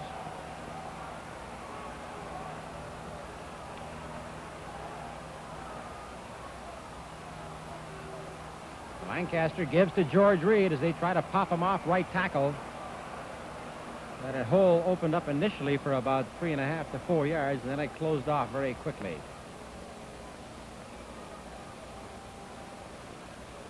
Quite a battle going on out there, Gene, between number 67, the Saskatchewan right tackle, Clyde Brock, and Angelo Mosca, 68, the left tackle. Those 270-pounders are having a day. There are a couple of real big horses out there.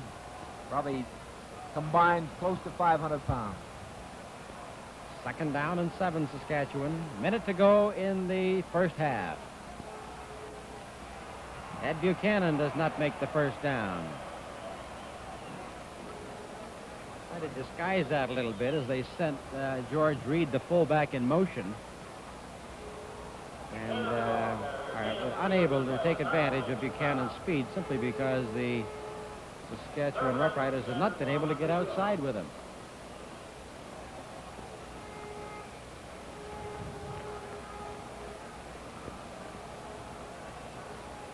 A 14-mile-an-hour wind when the game started, and it appears to be about the same.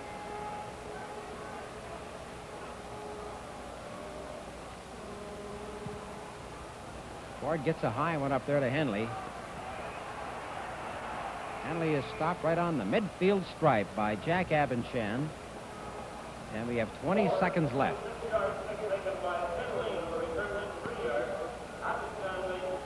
I don't know if I have ever seen in the past 20 years a football club that was better prepared than the Hamilton Tiger Cats were for that Ottawa Roughriders series, particularly the second game. And they have shown that today they are well prepared once more. Here's a quick kick by Joe Zuger, fake. Now he's going to be throwing off it into the middle, and it is good to Ted Watkins, and Watkins is stopped on the 41.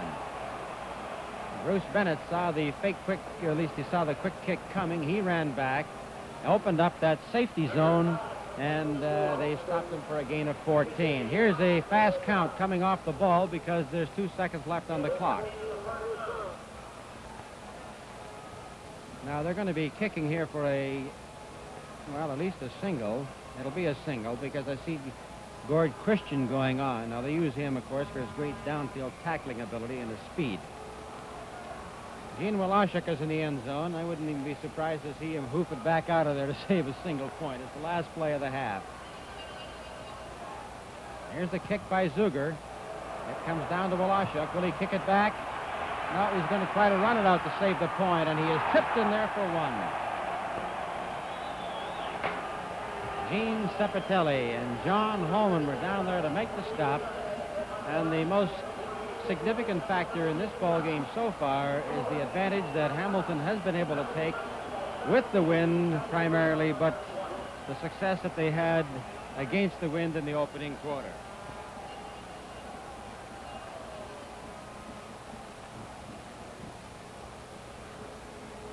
Now we're getting all set to meet a couple of stars of that first half.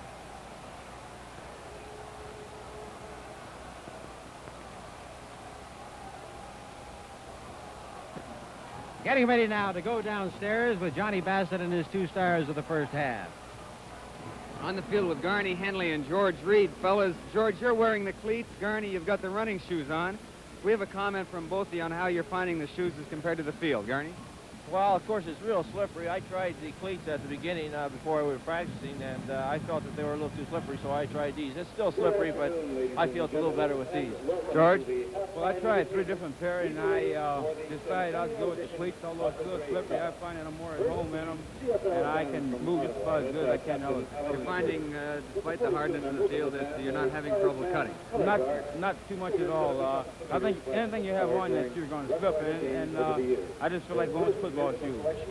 Garney, you've picked off 2 interceptions so far, that deep defense. You're playing zone or man-to-man? Oh, we're playing a little of both, actually. We're trying to mix it up a little bit. Your specific responsibility, Campbell? It appears that way. No, not necessarily. No, it's not. I'm going to both Barwell and Campbell. Fellas, I know that you want to get in. Thank you for coming out, and good luck to you both in the second half. George Reed, Garney Henley. The scores, Hamilton 17 and Regina 1. We'll continue with our Grey Cup halftime from Lansdowne Park after this word from our sponsor.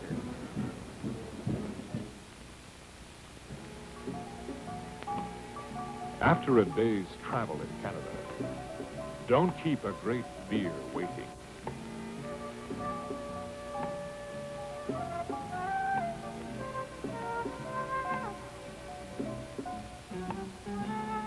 Get together with Canada's great light beer, Labatt's Pilsner Lager, the quality beer brewed for the modern taste. Smooth and mellow, is slide down light and easy. That's why it's Canada's great light beer. Labatt's Pilsner Lager, the brew with a big taste, a great lager taste, for people on the move, people who like good beer. Get on the light side with Labatt's Pilsner Lager. Find out why it's Canada's great light beer.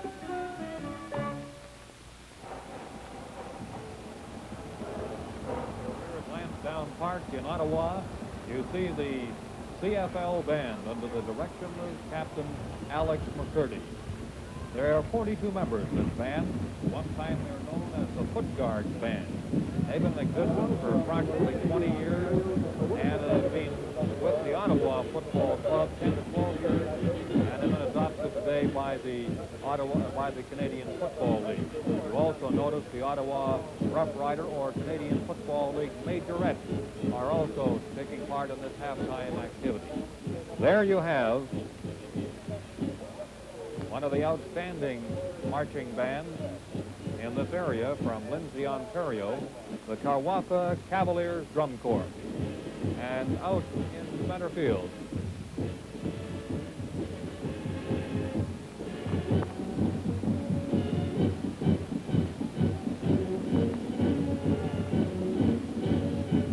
you have the Karwatha Drum Corps. There are 80 members in this group when they're all out there, ages 15 and over. The colors are sea, black, and gold, and they have won many Ontario marching and maneuvering drum corps competitions. They're under the direction of John Gregg. The drum majors are Chuck Golden and Larry Murphy. The color guard is Captain George Sunberg, and the musical arrangement by Larry Murphy. Drum instructor is Mr. Don Brown. The Karwatha Cavalier Drum Corps.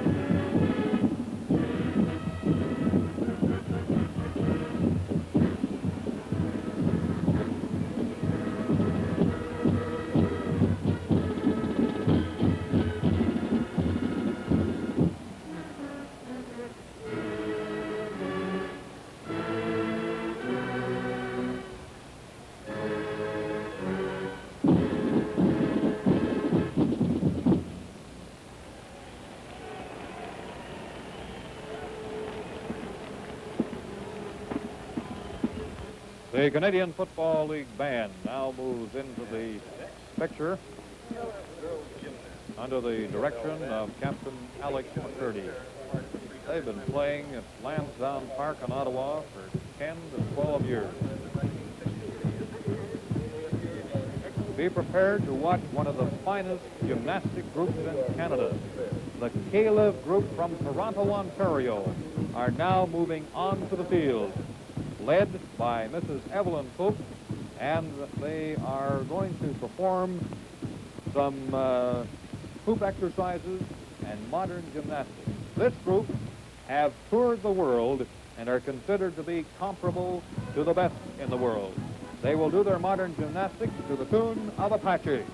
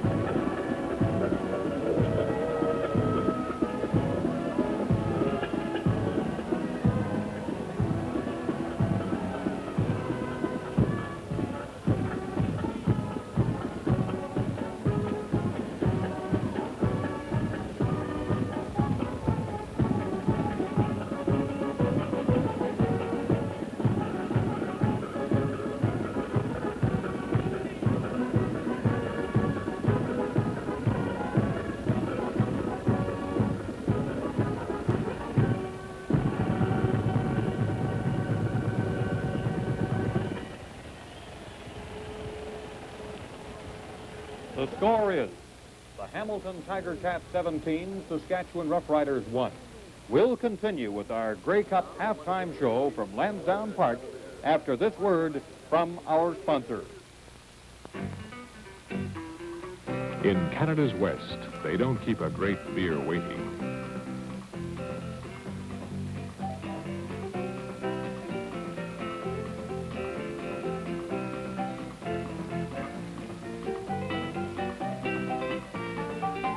They get together with Canada's great light beer, Labatt's Pilsner Lager. A smooth, easy-drinking beer that's cooling big beer thirsts everywhere in Canada. That's why it's Canada's great light beer.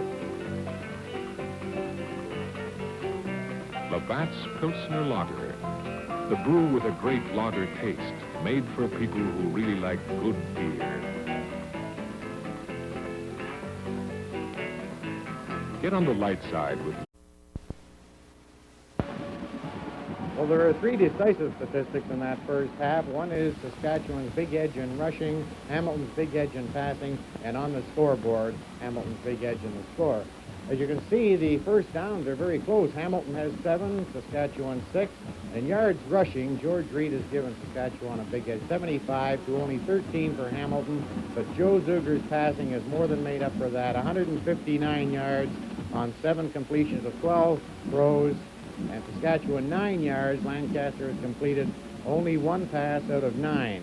2 of the 9 have been intercepted for good gains by Hamilton. Penalties, here we expected Hamilton would have an edge here, and they do. 4 for 40 yards, 2 for 39 yards against Saskatchewan, and 1 was that interference call. 1 fumble, Hamilton recovered it. Joe Zuger has a little edge in punting. He had 1 that only went 3 yards, while Alan Ford had 1 that went 84, and that has kept it close. No surprise here. George Reed is the top rusher, 61 yards on 12 carries. Willie Bethea has gained as many yards on 4 catches. And Ted Watkins, of course, is the leader with 2 catches for 85 yards, including that long one for a touchdown. So that is the statistical picture of the first half. And now back to our halftime show.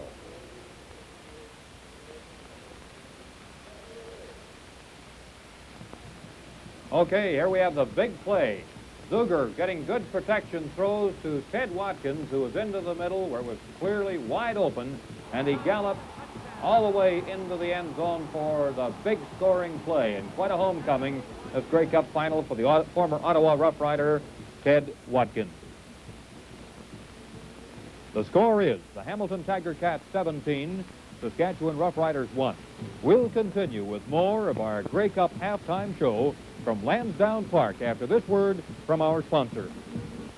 This is Go Town, Toronto, where everything happening is happening big, where businessmen bring their new ideas to the convention lectern, and youth bring these new ideas to everyone. Montreal. Here the accent is on living, and living becomes la vie. From the Can-Can and Le Quatre-Coins to sky dining at L'Escapade, Montreal is all magic. This is the big country, Banff, where nature conspires to overwhelm and amaze you, where everything is done on a grand scale, and meals are taken with a breath of mountain air. The majesty of Banff, the beat of Toronto, the magic of Montreal are yours in 3 of our hotels. And you can capture the flavor of 9 other centers across Canada where there are Canadian Pacific hotels to serve you. Canadian Pacific, serving you in so many ways. The Canadian Football League Ottawa Majorettes under Diane Shelton. 32 girls doing a kick line number to cabaret. They'll have solo batons. They're all career gals and range in age from 17 to 21 and are in great demand locally, and they practice 3 nights a week. The gal that's twirling the baton right now is the leader of the group, Mrs. Diane Shelton, who is from San Francisco, California, and a full-time professional here in Ottawa, and has appeared on such outstanding shows as Johnny Carson, Ed Sullivan, and Bob Hope, and in fact has just returned from Vietnam, where she toured with the Bob Hope show. I shouldn't say just returned, but was with the Bob Hope touring Christmas show in Vietnam.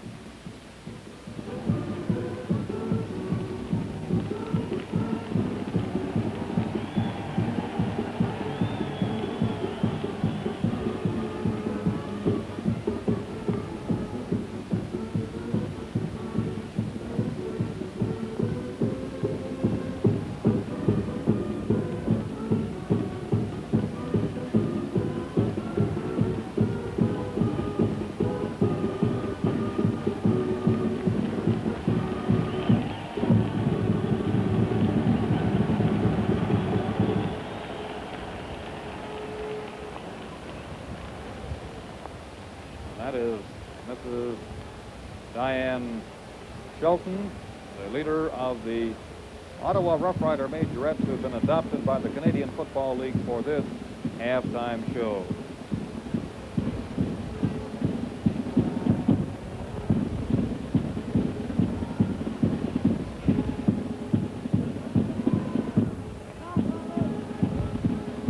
And the Majorettes move to the left and move to the right. And the color party move out to center field to the music of the CFL band and also the music of the Karwatha Cavaliers drum corps. And now Canada's centennial prime conductor, Bobby Jimpy. And now Bobby Jimpy, of course, singing the song Canada. Grey Cup 1967, based on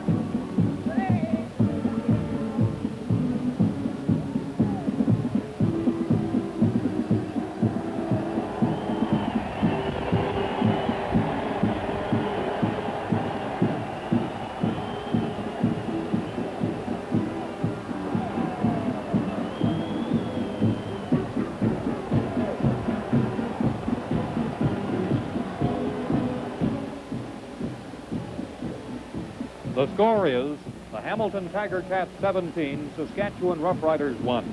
And we'll return with the second half kickoff. You use a lot of goods that are shipped to you across Canada, across your province, to your city. And that's where Canadian Pacific comes in. Our trucks deliver to you or to your store.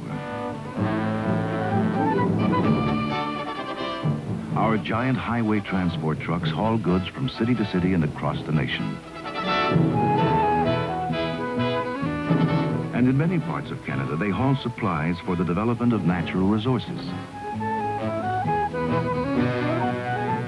To give you more efficient service, we haul truck trailers on our trains. We call it piggyback. And in British Columbia, our trucks haul cement for new power dam sites on the Columbia River. Altogether, over 5,000 of our trucks work for Canadians across the country. Canadian Pacific, serving you in so many ways.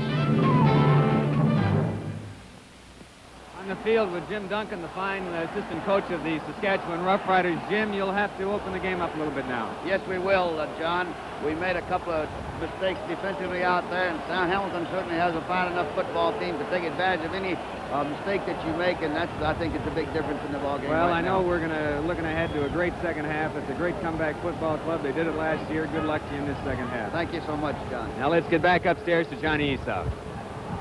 So the big crowd that has converged on our capital city from all across Canada. And it's great that one football game can mean so much to so many people. Weeks and months and years of planning for each one of them, and fans save and scrape and plan and gather, and then they all meet for the one big football game. And so it doesn't really matter that 16 points separate.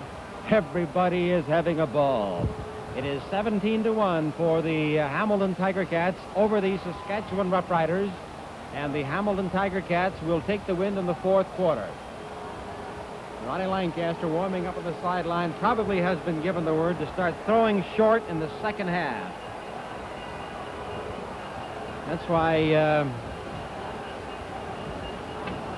the U.S., when they invented the bomb, were afraid the enemy would get it. Ottawa invented the bomb in the Eastern Conference. Hamilton got it and beat them with it. Now they're starting to beat Saskatchewan with it. So we have Lancaster probably told to throw a little bit shorter in the second half to see if he can't start moving the Roughriders.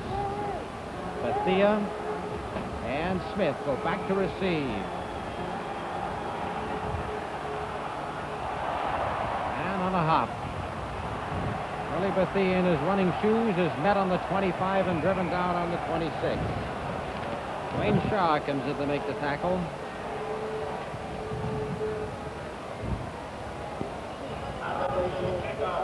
There has been a great number of long telegrams sent in from supporting fans to both of these football clubs, and they have been delivered to their dressing room. So a 56-yard kickoff, 17-yard return. Hamilton has the ball on the 26. Toss on the right side to Smith, and Smith is dropped on the 26. He just got back to the line of scrimmage. Ed McWaters kind of drove him out. Had less than a yard on the play. Now let's see if Saskatchewan, as you see them defensively now, Ekstrand on the right corner with Atchison, and they're a tackle with Dorsch. Number 17 comes out as a defensive right halfback. So he is in there, and Dushinsky is on the left side. Tommy Grant sets to the bottom of your screen as you see the motion now. Saskatchewan may be called offside. There will be an offside call. There's the pass to Tommy Grant, and Grant takes it on the 41, 42-yard line, and had a good look at that one on the way in for 15 yards, but you must wait to make the penalty call official. There's Tommy Grant on this one, John, as he runs the perfect sideline pattern, catches it just before he runs out of bounds. Both teams being called offside, so the play will be nullified, and they'll do it all over again.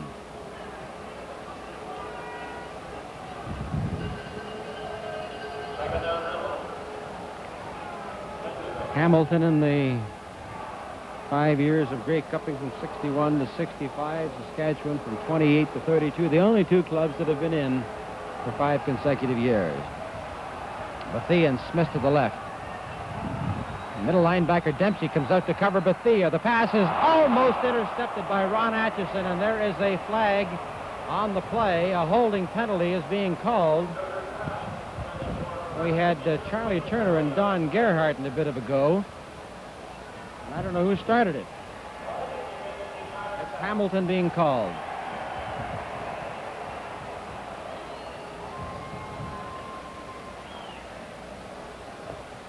Holding penalty is called, and it is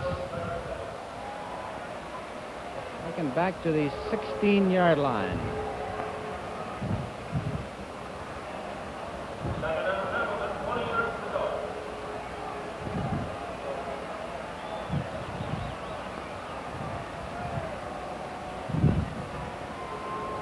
Second down, 20 to go for the Hamilton Tiger Cats on the 16-yard line. Tommy Joe Coffey is left. Grant is left. Fleming goes in motion. Here's the rush on. The pass is good to Bethea. Hit in there by Dorsch and Dempsey and pulled down. The ball is loose. Saskatchewan is recovered. But they whistle probably killed that play. Saskatchewan needs to get their hands on the football and go in for a score, because the next major score is going to certainly determine the course of this ball game. That'll make it third down and 16 yards to go for Hamilton on the Hamilton 20. Saskatchewan receivers on the 50 and 55. Good spiral kick taken by Woloschuk on the 50. Takes the flip out, pulls it back in, and he is driven out on the far side over there by number 76, Ted Watkins.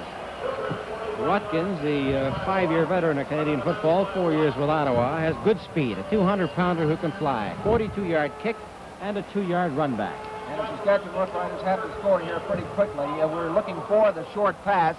They were very unsuccessful with the long one in the first half, and also trying along the ground. They were not too successful there. They've got to maintain control of that football. Got to go to the short pass. Well, Hamilton has not given up a major in 5.5 football games now. Here's Lancaster back deep. Down to the middle, it's wide open to Buchanan. Buchanan breaks into the 35, into the 33. And Bobby Richardson, number 23, made the tackle. There's the first long completion for Buchanan, who's on a wingback slot. We notice him at the top of the screen. Comes across the center, catches the football for a fine gain for the Saskatchewan Roughriders. They go once again with the long pass. In the first quarter, they were almost knocking Lancaster down in those passes. In the second quarter, he started to drop back deeper and faster to throw, as he did there. 1st and 10 on the 34. Reed slips and falls, gets up and makes his block anyway. Now Lancaster throws in there. It is no good. Buchanan was covered on the play. That'll make it 2nd and 10. Utilizing Buchanan principally as a receiver here, John. I noticed he's flanked out to the left and going down, either cutting up short on a hook pattern, a curl-type pattern, or trying to go deep.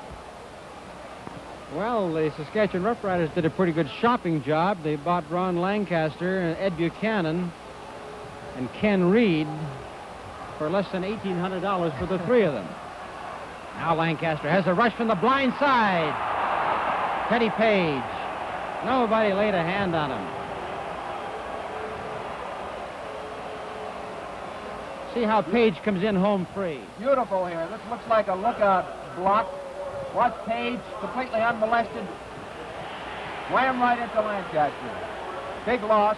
Snuffs out the threat temporarily at least. So the Saskatchewan Roughriders are now 3rd and 20 on the 45. They're down 17-1. 11.5 minutes remaining in the third quarter. Jack Abenchan is trying for the field goal from well out. He's short. Onto the 2-yard line. Henley gets up to about the 14 and finds that he can't go any farther, and he steps out in the 14. This guy's got fantastic speed, John. You don't really notice it until you see him try to change his pace there, as he did on Jim Warden. Jim was trying to angle in on him, and Garney just gave him a little twist there for a moment and used that tremendous speed to his advantage. Hamilton Tiger Cats, who have 15 ball players who weren't with them at this time last year. 6 of them who weren't with them on Labor Day. What a job Ralph Sazio has done. Quick pass in there, no good. And Senator Watkins and Wayne Shaw, the 6-year veteran linebacker from Saskatoon Hilltops, had a good bear hug on him. That'll make it 2nd down and 10 to go. Hamilton's anticipating quite a few blitzes here, and no doubt Joe Zuger is looking for that quick pass, either throwing to his flaring or swinging men, trying to hit his ends on quick slant-in pattern. 11 minutes remaining in the 3rd quarter, 17-1 for the Tiger Cats. Set wide to the right. Fleming and Grant. Zuger straight back. Now he looks to that right side, and it is intercepted. Here comes Bob Cossett, cutting back into the middle, looking for some blocking. Alan Smith grabs him and pulls him down on the trowel. Well, Bobby Cossett, the Johnny on the spot here, as the ball slipped right through Fleming, number 21.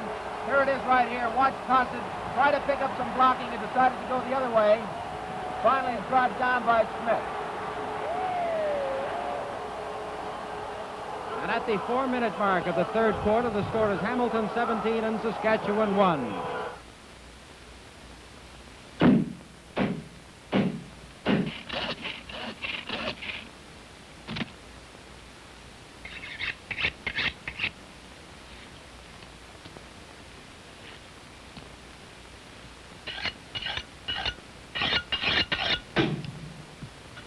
When you go to your butcher, you expect fresh meat. Meat at the peak of its flavor. And keeping meat fresh means constant refrigeration. You know it. Your butcher knows it. And we know it.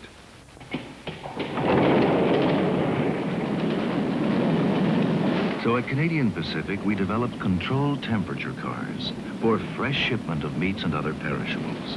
It's another way our specialized freight equipment works for you. Canadian Pacific, serving you in so many ways.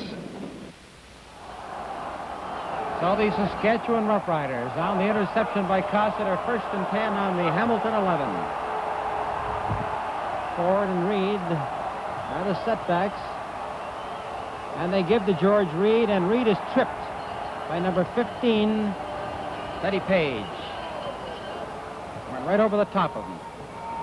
And Ron Brewer came in number 2. So that gain is down to the 7-yard line, maybe the 8. It'll be a gain of 3. It is 2nd and 7. Saskatchewan has to get to the 1 to make this 1st down.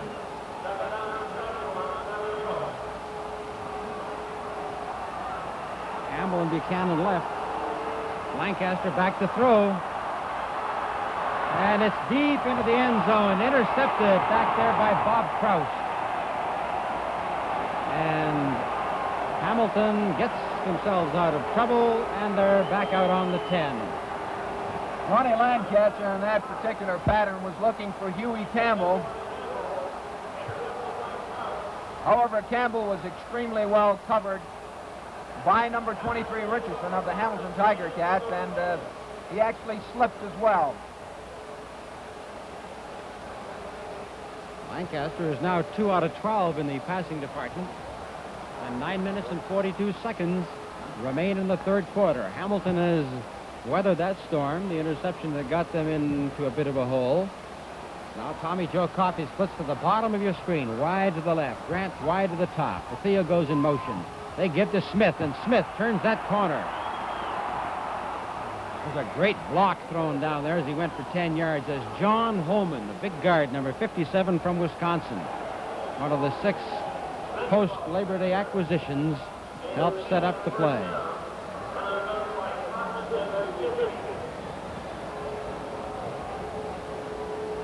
Smith moved the ball to the 20.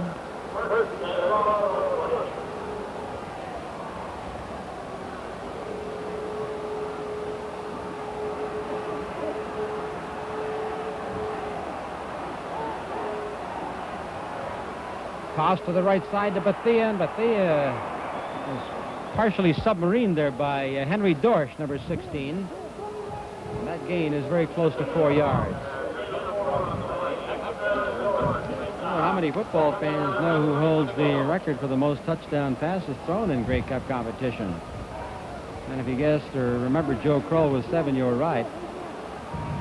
He, by the way, holds the all-time Grey Cup scoring record with 30 points in 7 appearances in the final, and he shares with Sam Echeverry the record of throwing 3 touchdown passes in 1 game. He tosses to Fleming, and Fleming is bottled in. Look at him fight to try to break that tackle, and he finally moves to the 25, maybe the 26. It'll be 3rd down as Dushinsky made the tackle. Almost caught up that time by Ed McQuarters, number 61. And showed an example of the great speed that this man possesses for his huge bulk.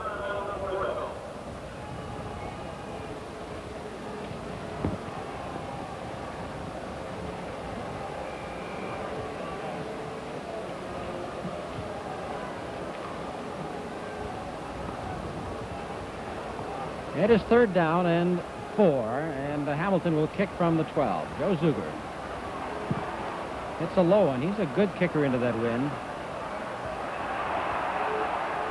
Gene Walashuk hit by Christian Watkins and Johnny Simba. Talk about kicking. One Grey Cup record that has lasted for 58 years and may never be approached is the single game record for kicking single points in the first Grey Cup game. Huey Gall kicked 8 singles for the University of Toronto. Watkins comes off holding his right elbow. Saskatchewan on their own 53. Here's the toss on the right side to Reed, trying to get him outside. And he is upended on the 50. Bill Riddell got in there to drive him off. Barry Hansen was shaken up a little bit. The gain is good for 7. That big Hamilton defensive line is apparently cut off the inside on Big George there, Gene, so they're going to try to spin him out.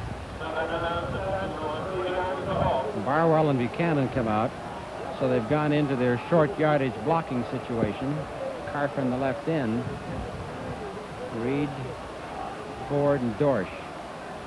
They're going to be throwing. There's the pass out there to Carfin, and Carfin is hit just as he got to the football, and actually he was driven away from the ball by Bobby Richardson. So it'll be 3rd down and 3. 7 minutes remaining in the 3rd quarter. Hamilton is ahead 17-1. No, John, you got to give an awful lot of credit to these defensive backs of the Hamilton Tiger Cats. Actually, they were concentrating mostly and worrying mostly about Garney Henley, but it looks as if there are quite a few other real capable performers out there in that secondary. Alan Ford kicking from his own 45. He's 15 yards behind the line of scrimmage.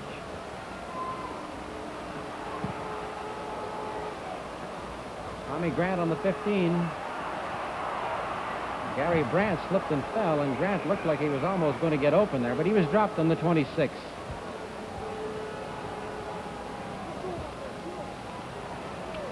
A 35-yard kick and a 6-yard return.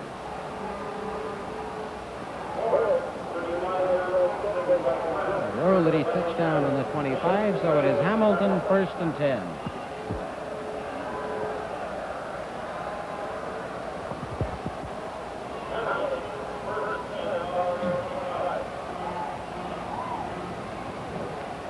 Reed, Atchison, McQuarters, and Gerhardt, the 4-man line. Now it's into a 6-man line as they try to stop Hamilton. Zuger back to throw. Down the middle there to Tommy Joe Coffey, too far.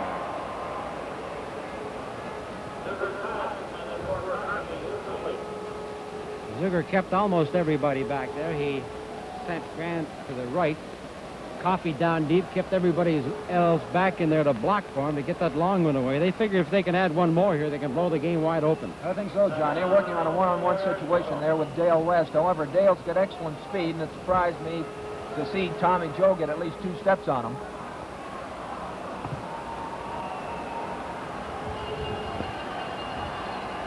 Second and 10, Hamilton. There's the modified I formation. Here's Zuger And the draw to Bethia. And Bethia moves over the 30 into the 32-yard line. Stopped there by Wayne Shaw. And he's going to be short of the first down by about 2.5 to 3 yards. There's 55 Danichuk, 54 Ellison Kelly, 44 Sepatelli at center, 66 Big Charlie Turner, Ohio University, and 76 Watkins is his right end. The punt blocking unit, Smokey Stover comes in.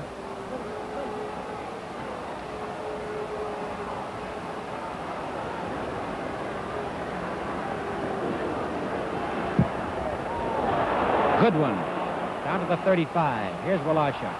Gets away from Sepatelli, back into the middle, and then he is knocked down on the 37-yard line. John Holman is the tackler, number 57 for Hamilton. Well, they like to punish that Walaziak. He's got excellent hands. He's been returning punt for a number of years. He's probably his most valuable asset is being able to hold on to the football. But he does take an awful lot of punishment down there every time. 44-yard kick, a 4-yard return, and it is first down Saskatchewan as they go into a spread now, keeping George Reed as the only man in the backfield. He goes in the block, and they throw in there to Warden, and that bounces away. Good call. The play was run right. Looked like a pick pattern to me out there, John, but unfortunately for the Saskatchewan Roughriders, Jim Warden did not look in time, and it looked as if the ball hit him on the helmet, but it bounced quite a way and almost was picked off by one of the Hamilton defenders. Last year when Saskatchewan was down 14 points to Ottawa, they started to go to Warden, a good pass-catching tight end. And I wonder if they're trying to get to Warden to get him out of a hole again. 4 minutes and 50 seconds remaining in the quarter, the third quarter. Hamilton ahead 17-1. Into the middle to Ed Buchanan. Buchanan is stopped by Ron Brewer, who hit him up high after Barry Hansen hit him low, and that'll be about a yard away.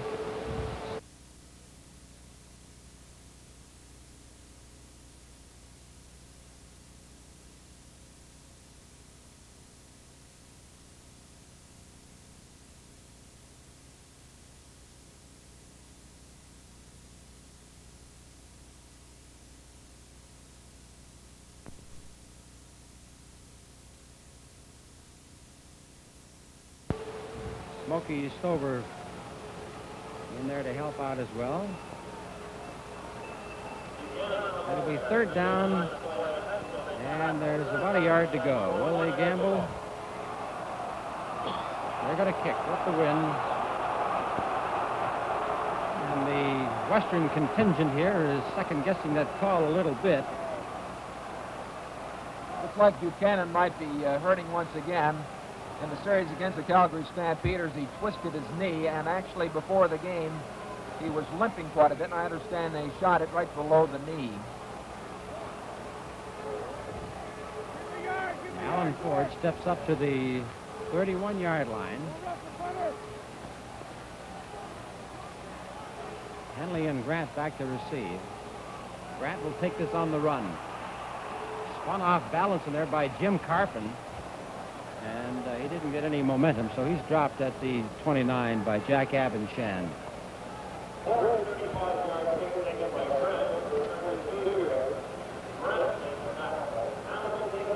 They've done a pretty hefty taping job on Ted Watkins' arm there. Number 76, you might get a look at him there. I got a big pad on it, an elbow pad.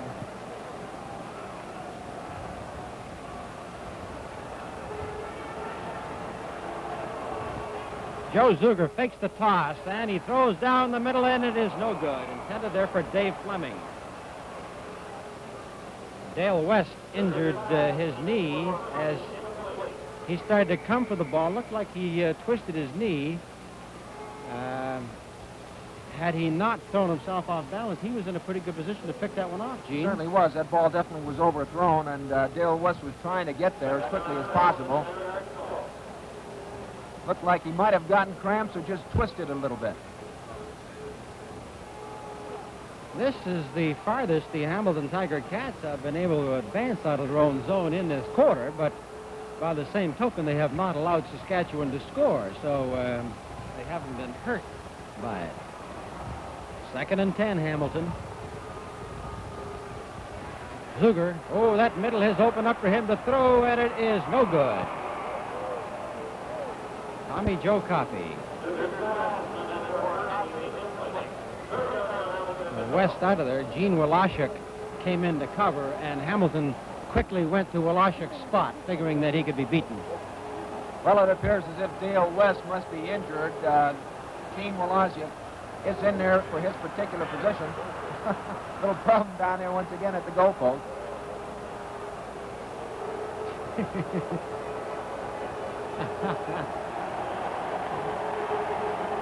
I tell you, if there was ever any doubt that the enthusiasm of Grey Cup fever was wearing off, you should have been trying to get sleep in one of these Ottawa hotels last night. I know I didn't. Just too loud. A low snap, and Zuger got it away in time. A dandy. Down to Wolashuk on the 35. Hit by Christian, spun off him, and then Bill Danichuk brings him down on the 36. Well, that Wolashuk is only 5'7". He might have been 6'1" at one time. I think he almost was 4 feet that time. Christian wanted to take his head off, I think, John.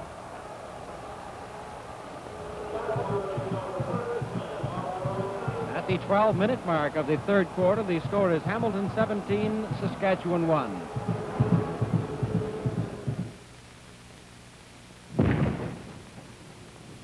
Canadian Pacific flies you to Hong Kong. Canadian Pacific fly you to Mexico.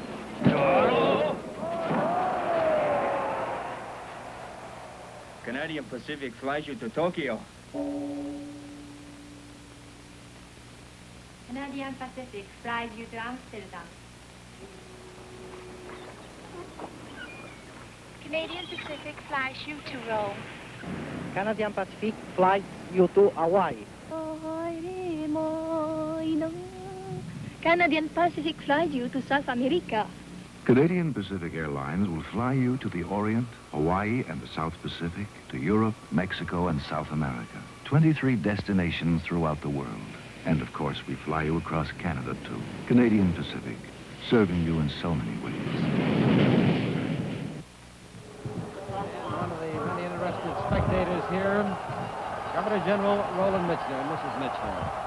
Now Lancaster fakes. He's being chased by Vitti. Throws back to Buchanan wide open, but now he's one-on-one with Riddell, and he is dropped on the 50-yard line. And now we had an isolated situation with Buchanan on Riddell, and see how it looks again.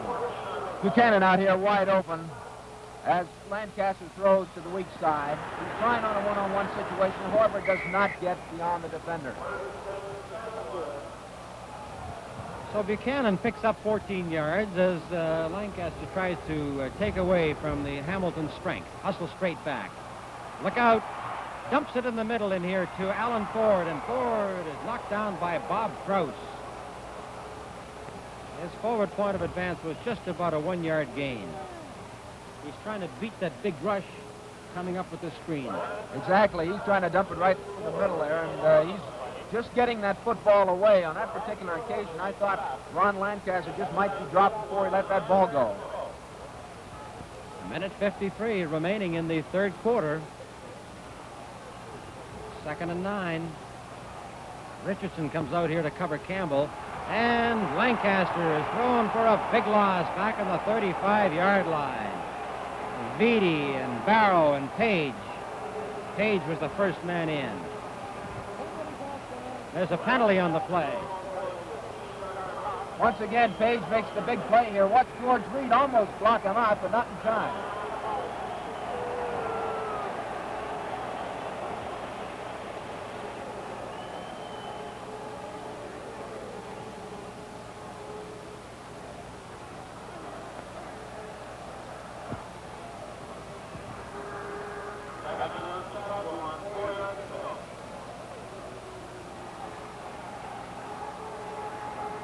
That big Hamilton rush was successful because it got off the mark in a hurry, and the offside was called against the Tiger Cats.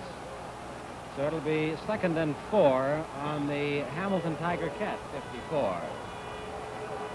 Now here's that whole flow to that left side of that Saskatchewan line, but the Tiger Cats were led by John Barrow in to break it up.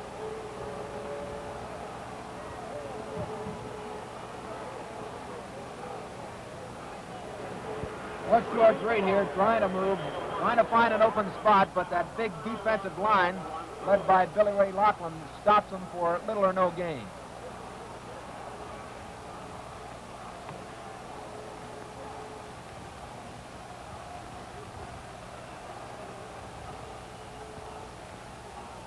Alan Ford kicking from his own 42. It's a dandy down to the goal line, taken by Garney Henley, 2 yards back. Hit by Jim Carpin and is dropped by Wally Dempsey on the 6th. The Tiger Cats scored at the 6:02 mark of the opening quarter. Zuger in the 2-yard sneak for the touchdown, and then at the 14:06 mark, an 84-yard single by Alan Ford, and that quick kick got Saskatchewan onto the board for the only time. But in the second quarter, Hamilton came right back with a 71-yard pass and run to Watkins. That made it 14, and they've added singles to make it 17-1. This is the last half minute of the third quarter, and Hamilton is first down on their own 7.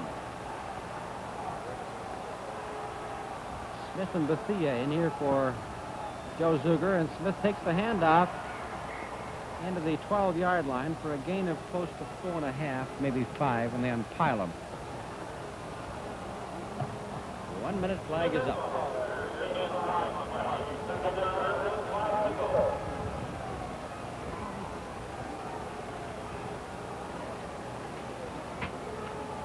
Tommy Joe Coffey, been a big man for Hamilton this year.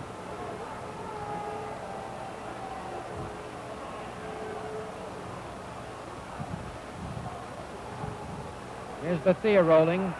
Chased back there by Dorsch and tripped up by Henry Dorsch. That should end, and it does end the third quarter.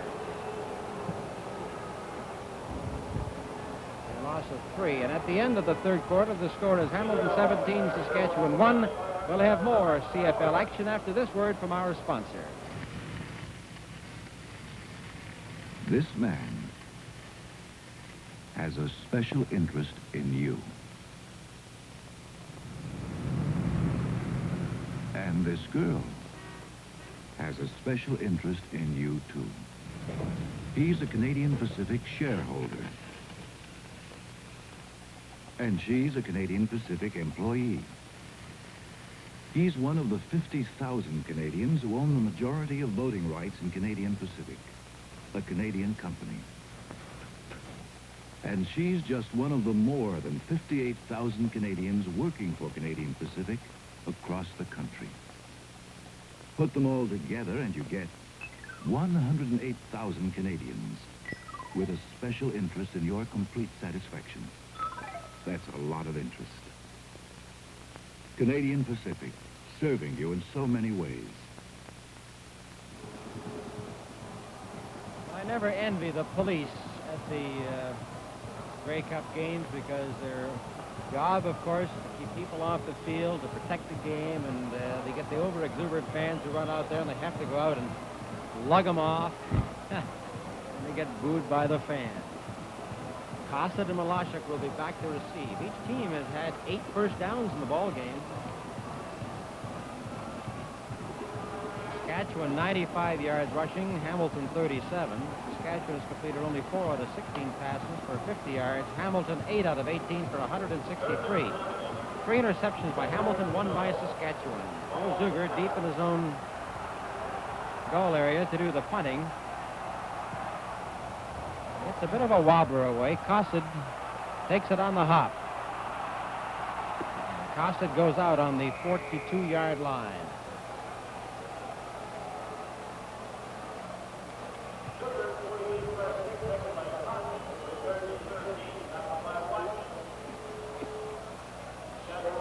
Each team has attempted 1 field goal so far, and neither has been successful. That was a 48-yard boot and a 14-yard return.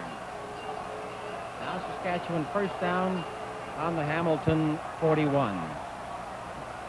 Lancaster has Reed and Buchanan, and they come back with the counter, and he does not get over the line of scrimmage.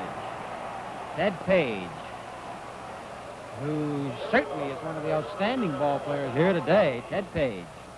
Page certainly shows that he's a very, very sure tackler out there.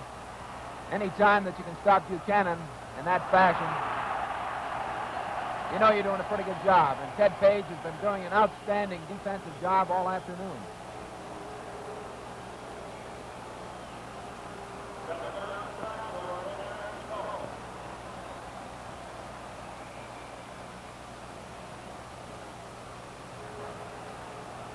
Bill Riddell goes to the top of your screen. You see just at the top there to cover Hugh Campbell. Play is held up again as another fan runs out of the field.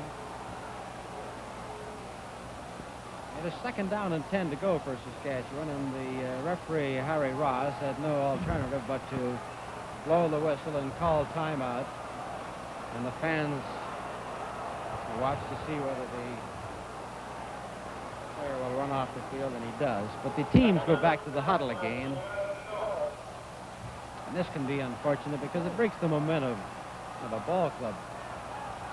Lancaster with a big rush on, steps into the pocket, throws in there to Warden. Now Warden gains 3 yards on the play.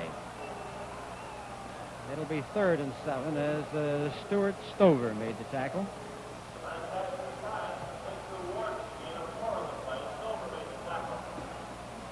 That's the second pass thrown to Warden, and he has completed 1.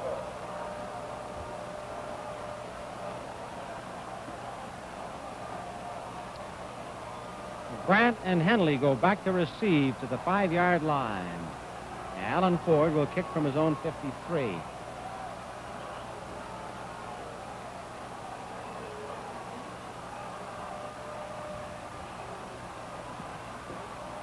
Alan Ford kicks to Henley on the 4, and he is stopped on the 5. Galen Wallmeyer in to make the tackle. 36-yard kick and a 4-yard return. When it looked as though Calgary might still reach the final, there was a lot of discussion about the value of an offense that was dominated by passing.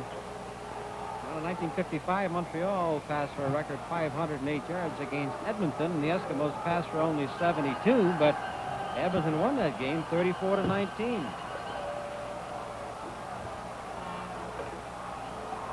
Hamilton first and 10 on their own 5-yard line. Thea goes in motion. They give to Smith, trying to turn that speed down that, use that speed to turn the corner, and he doesn't make it. He doesn't get back to the line of scrimmage.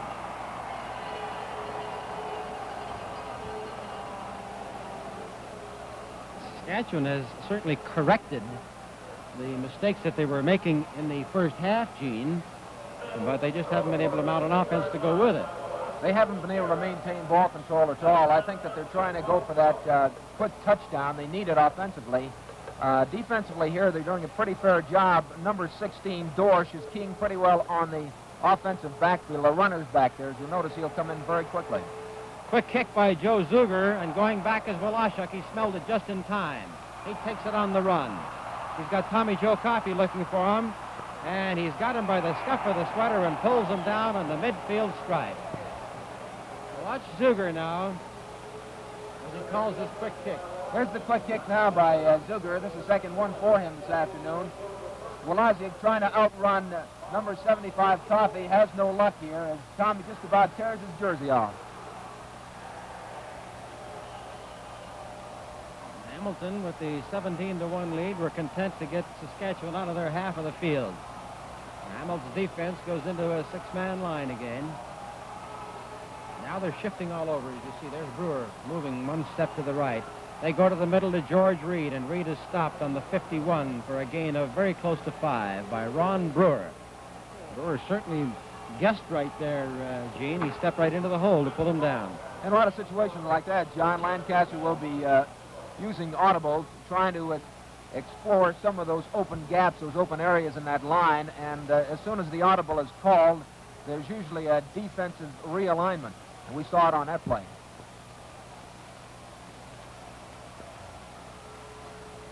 Reed to the right, trying to get away from Krause, and he is thrown for a loss back there. The ball comes loose, and it is recovered by the Hamilton Tiger Cats, it would appear at this stage. So the Tiger Cats really smelled that pass option. He certainly did. Watch George Reed here trying to turn a corner, but Bob Krause manages to get a hold of him, frees the ball. And Dave Beatty actually gets the fumble recovery, and the Hamilton Tiger Cats have the football on the 37-yard line. Dave Beatty recovered 4 fumbles during the season, comes up with a big one here right now.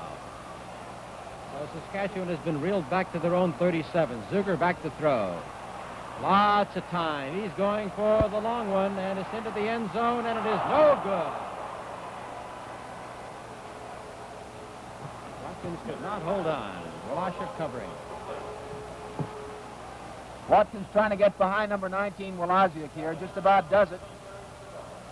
Zuger has all day to throw. Watch here as number 19 knocks it down. At the 4-minute mark of the fourth quarter, the score is Hamilton 17, Saskatchewan 1.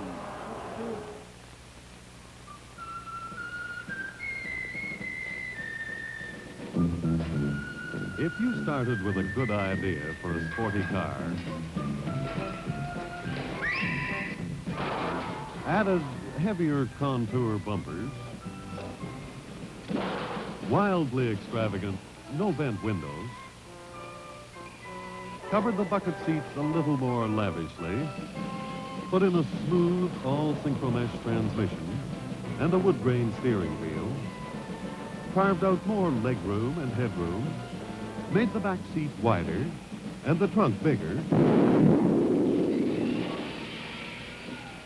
and priced it lower than anyone would believe, do you think people might buy it?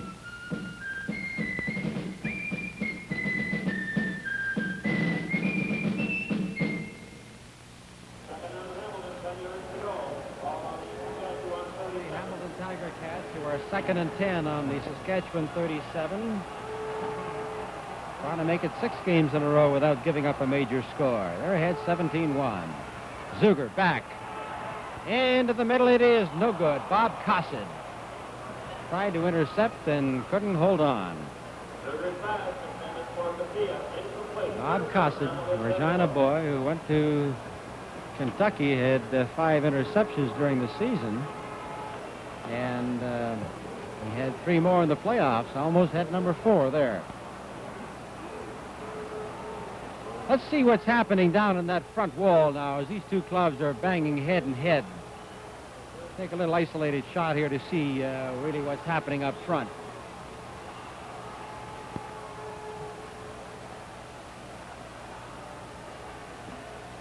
Something is on the ground there, and referee Harry Ross is asking that they stomp it down, whatever it is.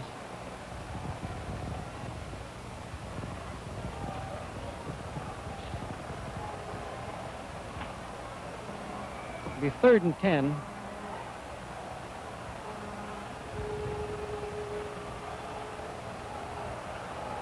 Joe Zuger is going to be booting for attempting a single here on 3rd and 10.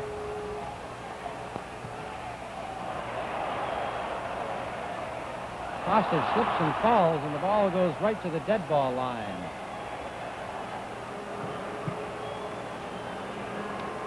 So that changes the score once more. A 62-yard kick by Joe Zuger. And it's now an 18-1 ball game.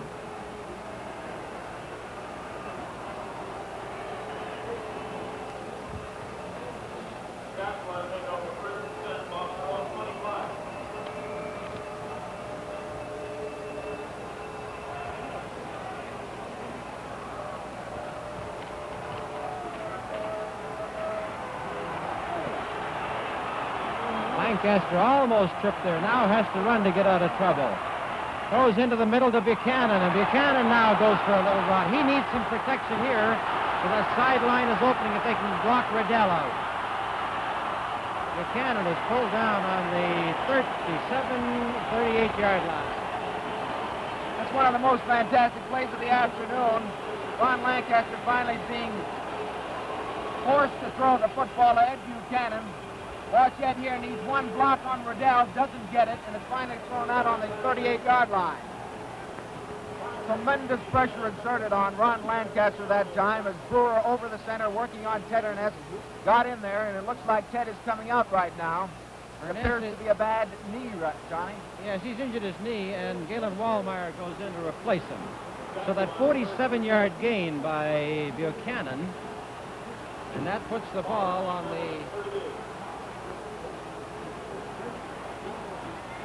just on the 38, almost on the 38-yard line. So Saskatchewan is now 1st and 10. They're down 18-1. Lancaster gives to George Reed as he tries to pop off right tackle.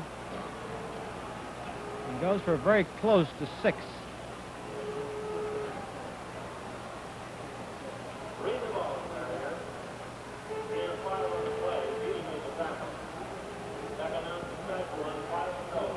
Probably the most effective defense against George Reed and the fine running attack that Saskatchewan has shown all year has to be number 35, Brewer, going right over the center and working on Ernest. This time it's Galen Wallmeyer. 2nd and 4, the toss over here to Alan Ford, but he is boxed in and he is knocked down by Angelo Mosca. He lost, well, he might have got back just to the line of scrimmage, but there's certainly no gain on the play. They're going to rule that he touched down on the 34, so it'll now be 3rd down and 6. Well, with 9 minutes and 5 seconds to go in the ball game, they're down 18-1. It's about time where you start gambling. Ed Buchanan comes back in. And it's go for broke.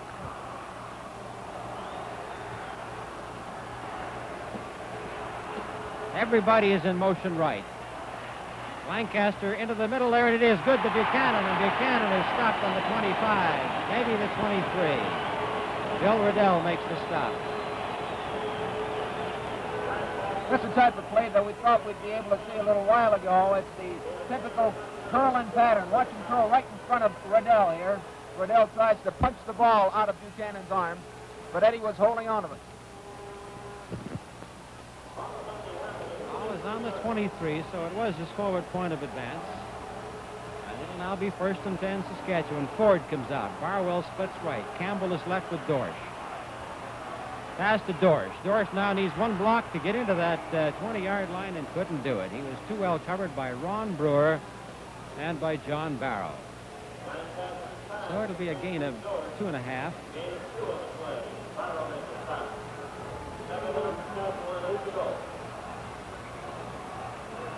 Second down, a little bit more than 7 to go. We have 8 minutes and 18 seconds remaining in the ball game. 35 is Brewer, 61 Barrow, 68 Mosca, 50 Laughlin. Here's Lancaster rolling left. Caught in here now. Now runs away. Goes back into the middle to Huey Campbell, and Campbell is dropped short of the 1st down. Lancaster was hit by Dave Beatty. Ron, this looks like the Ron Lancaster role of last year anyway. He's doing an awful lot of scrambling here. Watch here as he gets away from his pursuers, finally finds Huey Campbell, who makes the completion down to about the 14-yard line. Well, Ralph Sazio now goes into his goal line defense, even though they're out on the 14-yard line, because it's 3rd down and 2 to go.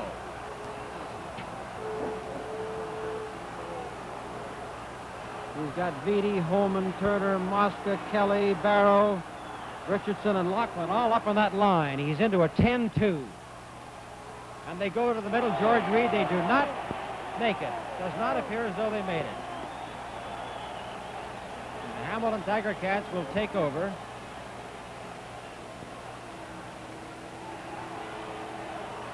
Campbell did not work. Angelo Mudge is pretty happy about that one. That's a pretty formidable-looking defensive line there, being able to stop George Reed, something that hasn't been done too often this year.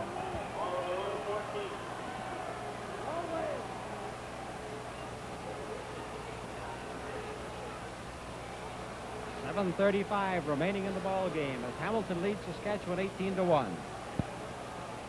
Well, Saskatchewan has never beaten Hamilton in a Grey Cup. Hamilton beat them 30-0 in 28, 14-3 in 29, 25-6 in 1932. And the handoff is to Smith, and Smith, with that quick burst of speed, pops into the 20, and then is pulled down just over the 20 for a gain of nearly 7 yards. John, that ends out position where Tommy Joe Coffey lines up between the guard and the tackle was principally designed for passing formation, but you notice on a couple of occasions this afternoon they've used it for valuable yardage right up the middle, using the backs lined up in that I formation. Smith has carried 10 times for a net gain of 4 yards. They go to Smith again, hit there by Don Gerhardt, and now he may have picked up the first down here. He was slowed down at the line of scrimmage, but he kept driving, and in underneath that tile, he may have reached the 25 or 24 yard line. He had to get to the 24 to make the first down. They'll measure.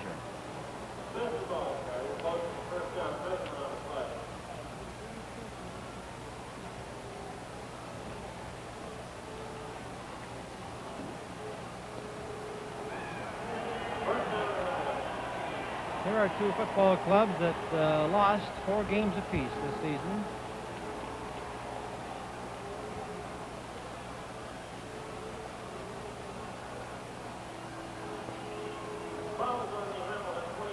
First and 10 for the Hamilton Tiger Cats on the 24.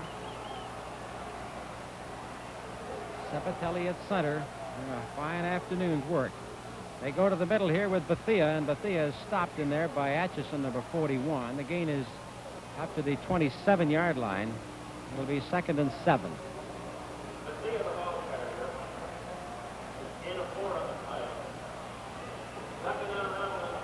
Reed, Atchison, McQuarters, and Gerhardt, the defensive line for Saskatchewan. Ekstrand on the right corner, 75. And the kids come out on the field to try to steal the football, and like I said last week in the Eastern Final, really shouldn't pay attention to it because all it does is bring out more.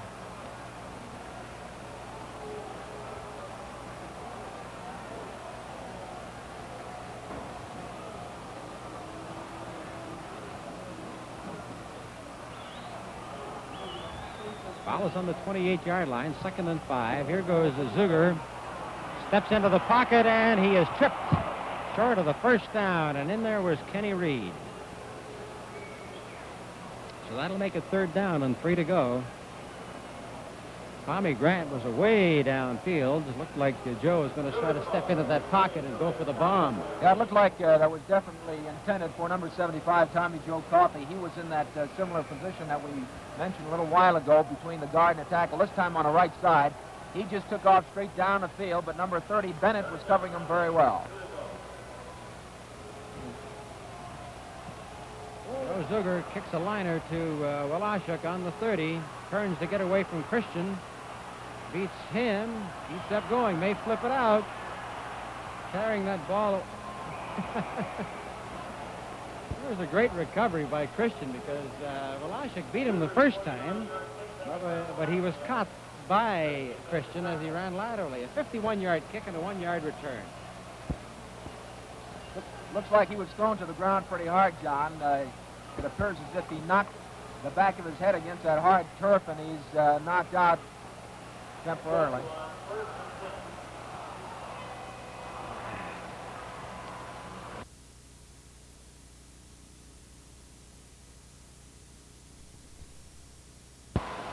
Saskatchewan first down on the Saskatchewan 28, and here's Lancaster now with Beatty chasing him. Abenchan throws a block on Beatty, and here's the pass down that sideline, and it is no good. Barwell went right to the fence on that far side. He finally was able to stop himself, but he was into touch when he took the ball. That's the 21st pass attempted by Lancaster this afternoon. He's been good on 8. Now we have 4 minutes and 30 seconds remaining in this 41st annual Grey Cup Classic. Our sponsors hope that you enjoyed Canadian professional football brought to you all season long, and it has been their pleasure to bring these football games to you from all across Canada.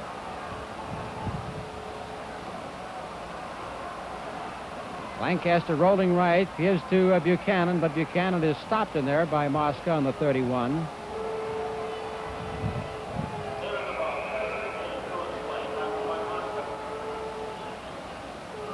So the Saskatchewan punting team goes in. Ralph Sazio said he would concede George Reed 100 yards in the ball game. He said you couldn't stop him for any less than that. Reed now has 85.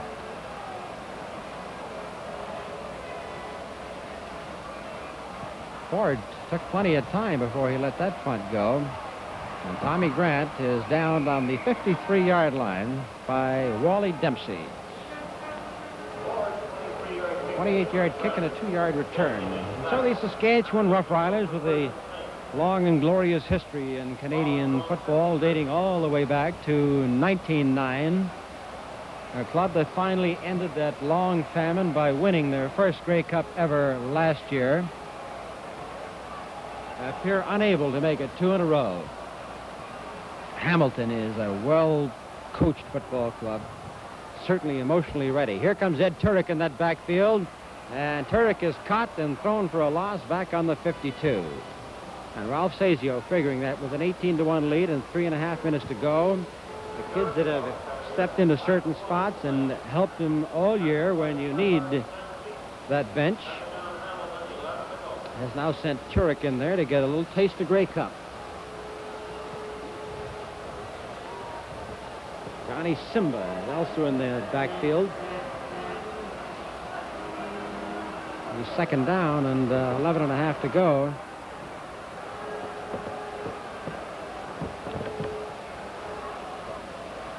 Zuger throwing again, knocked down at the line of scrimmage, and Atchison almost was able to close his hands on that one.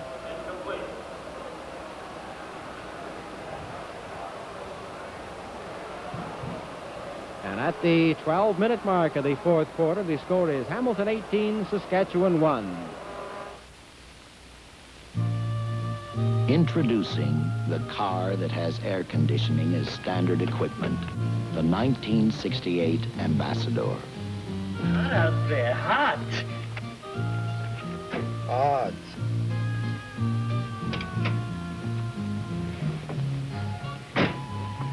You fellas been here long? Just came. Hey, didn't I meet you at the other showroom? You get everything you'd expect to get in a full-sized automobile. Anyone for rummy? I play. Instead of being an extra, air conditioning comes with the car. Chicken sandwiches. Every day it's chicken sandwiches. Why don't you ask your wife to make us something else? I'm not married. The air-conditioned Ambassador is a nice thing to know about, even if you're not buying.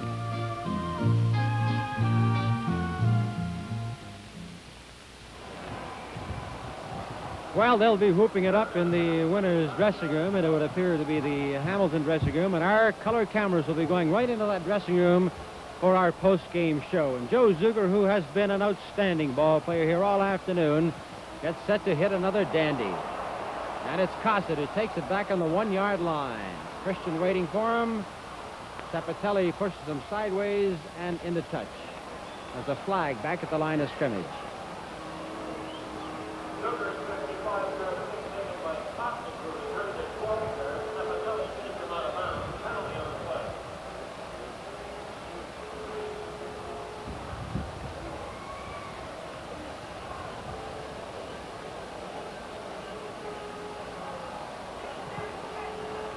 Well, on the 3rd and 11, before the penalty,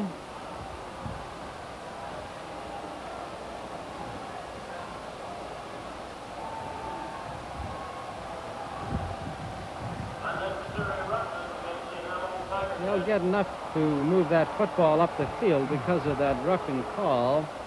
So Saskatchewan will get the ball again and a first down, and the clock now shows 2 minutes and 33 seconds remaining. There's the Grey Cup waiting to be awarded. Saskatchewan coming out. Warden left, Buchanan left, Campbell left. Ford comes left, and they go the other way with George Reed. And Reed is hit in there and dropped from the 33-yard line by Smokey Stover.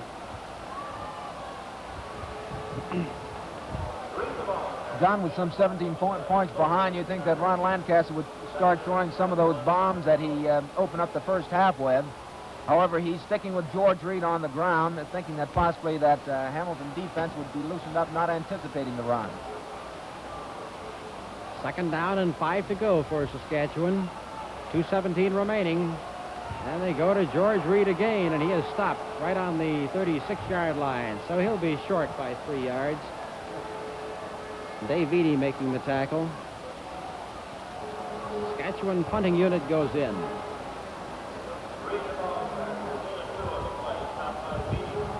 Saskatchewan Roughriders have just not been good enough here in any department to handle the Hamilton Tiger Cats.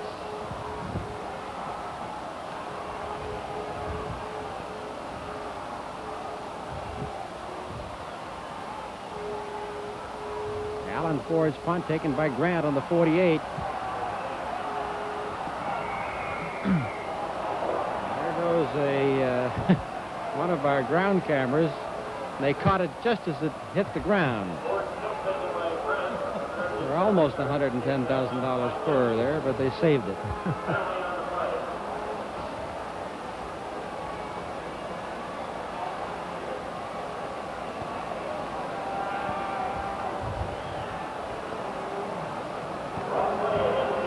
Rough play call against the Hamilton Tiger Cats, and the Saskatchewan Roughriders will get the ball back again. And the ball will be on the 51, so Hamilton has to hustle their defensive unit onto the field once more. And Garney Henley, who has made some great interceptions, just goes out to intercept the fan who tried to steal the football.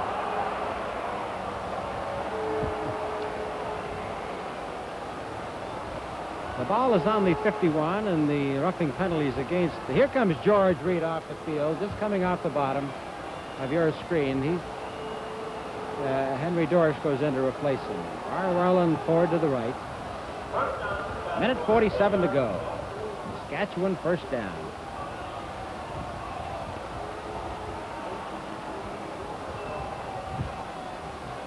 Oh, and that draw does not work. The ball is recovered. Here goes the Hamilton Tiger Cats, Billy Ray Loughlin for a touchdown. Billy Ray Loughlin, 42 yards. It has to be one of the biggest thrills, I believe, for a lineman. Billy Ray Loughlin picking up that fumble by Buchanan, going all the way in breakup. Watch this as he lumbers across the goal line for the score. Billy Ray Loughlin, who has had an outstanding year, and I think was the key man in turning the tide so heavily in favor of the Hamilton Tiger Cats against the Ottawa Roughriders in the Eastern Final, comes up with the fumble and goes all the way for the touchdown. The ball is on the 10, waiting for the convert, and they have to clear the field again. 1 minute and 35 seconds. Next year's Grey Cup will be in Toronto. We'll be going into the dressing room, the winner's dressing room, for the post-game show. The convert attempt hits the goalpost, so it does not go through, and it remains as a 24-1 ball game.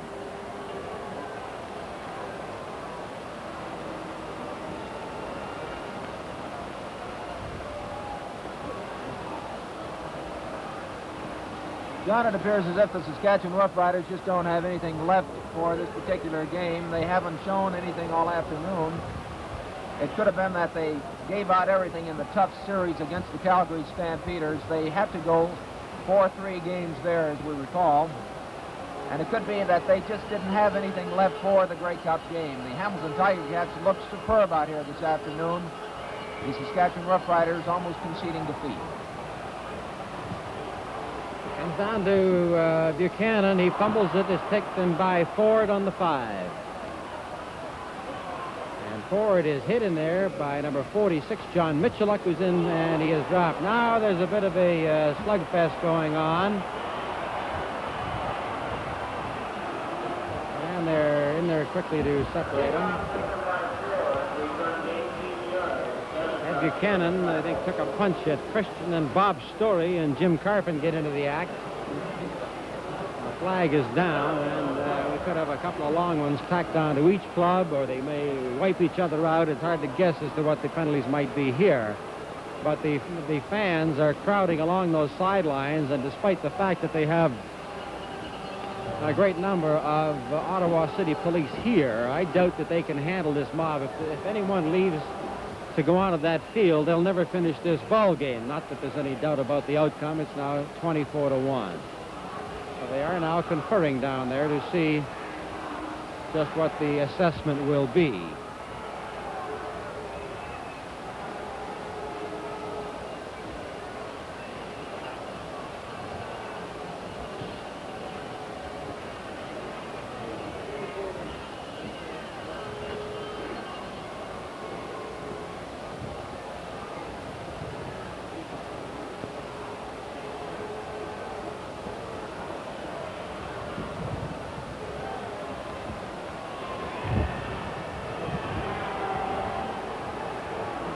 There's the indication of rough play against Hamilton, rough play against Saskatchewan, and so it wipes everything out. They'll start all over again. The ball is on the 22.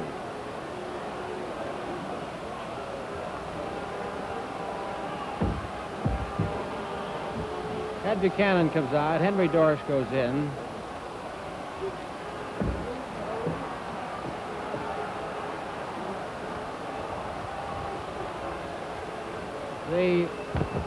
Ron Lancaster now goes up to the official. He's asking something, and it'll be first down. 53 seconds left. The clock is running.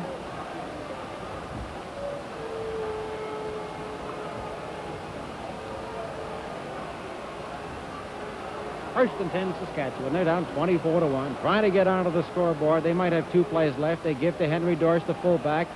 And he is dropped on the 30-yard line. Stopped him there by Hansen, Ron Brewer.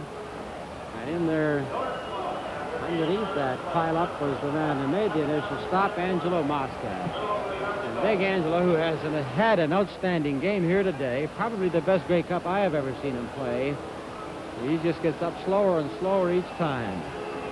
17 seconds left. It is second down and 2 to go. The yardsticks are lost somewhere over in that crowd on that far side of the field. This could be the last play. 7 seconds left.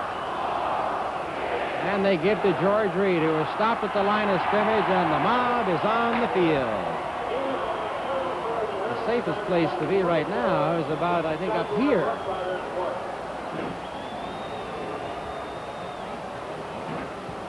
That final score is Hamilton 24 and Saskatchewan 1. We'll be back with the summary and post-game show from the Hamilton dressing room after this word from our sponsor. Take a look. Take a good look at 68 Rebel by American Motors. You'd never know it's the lowest priced 6-passenger hardtop in North America. Then see Rambler American. Sensible, basic transportation that doesn't change, so it costs little to own, little to maintain, gives you great value when you trade. All of which poses an interesting question. Are we charging too little? Your American Motors Rambler dealer has the answer. Korea is succeeding in its courageous fight for self-sufficiency, but the old and the ill and the very young still desperately need help. These little ones were left outside a USC-sponsored hospital. The USC is offering aid to prevent destitute parents from abandoning their babies. Please give generously to the Unitarian Service Committee, 56 Park Street, Ottawa 4.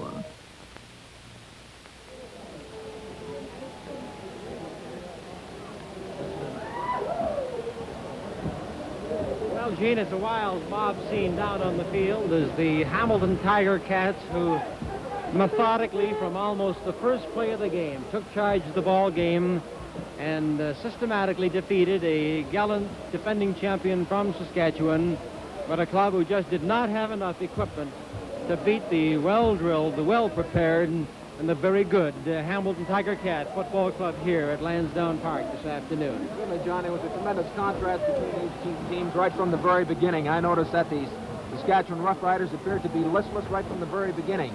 They weren't moving out of that huddle onto the ball with the snap that they normally do. And the Hamilton Tiger Cats, on the other hand, were coming up there quickly. They looked like they really wanted to win this football game right from the very beginning.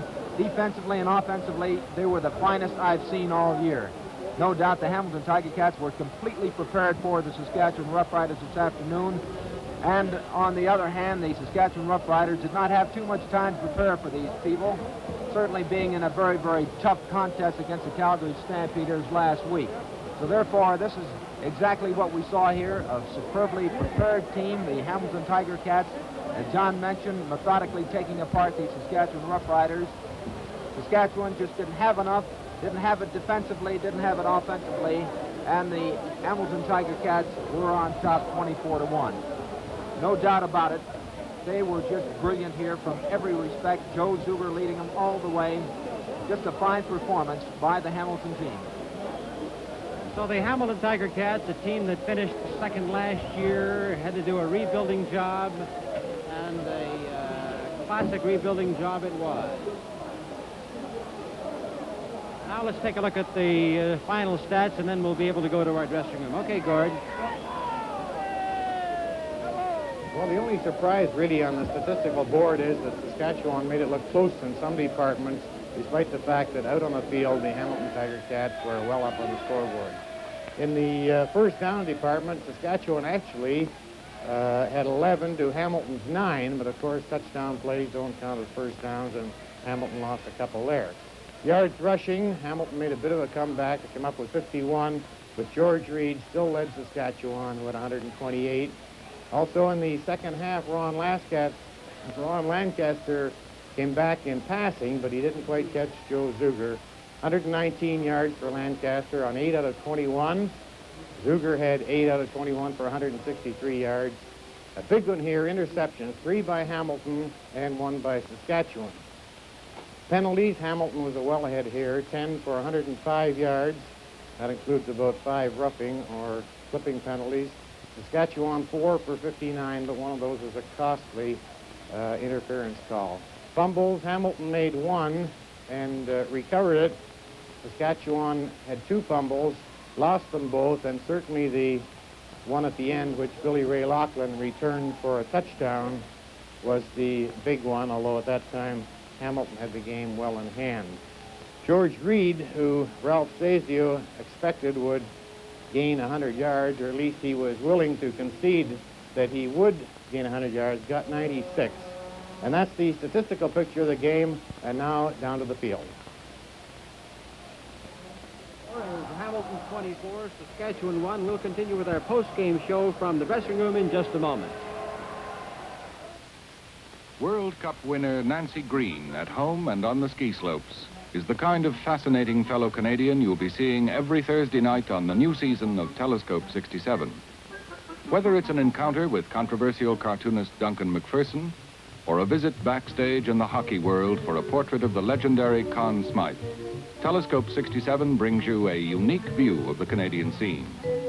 Ranging from the seagoing saga of the incomparable Blue Nose, told by Captain Angus Walters of the original Queen of the North Atlantic and Captain Ellsworth Coggins of her present-day replica, to a dramatic report on Canada's first appearance on the international scene of Grand Prix racing. Telescope 67 looks across the land at the people we live with and how and where we live. All in color and all about Canada, Telescope 67 is a program that's all about you.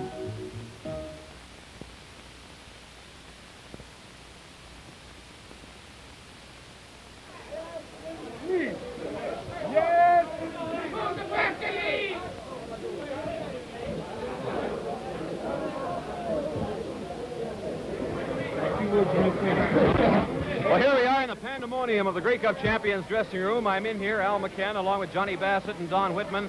And here's Angelo Mosca, the great defensive tackle. Angie, congratulations. Thank you very on much. A great victory. Yeah, it was a great victory. The guys played real well together, and believe me, we were picked the last place, third place this year. And the veterans pulled the team together, and Ralph did a great job of filling in the vacant spots. And we have a lot of pride in our defense. even the last 2 minutes, we didn't even want to give up a score because we know what it means. Even though we would win the game, we didn't want to give up a touchdown. Angie, it's been a long time since you gave up one. Yeah, it was 6 ball games. Believe me, we got a lot of pride in this defense. Well, you won your last 7 in a row, Angie, and capped a great season, a comeback season. Yeah. You had a little rough going in the early going and then clear sailing all the way. That's right. But we just stuck together. We got a bunch of great guys here, and we played together. There's no animosities. If there is, when we put on the pads, we play well together. Ange, good luck. Thank you Good luck very in the much. offseason. Here's Johnny Bassett. Johnny? John, hi, John. You guys got to be the best last-place football team in the history of Canadian football.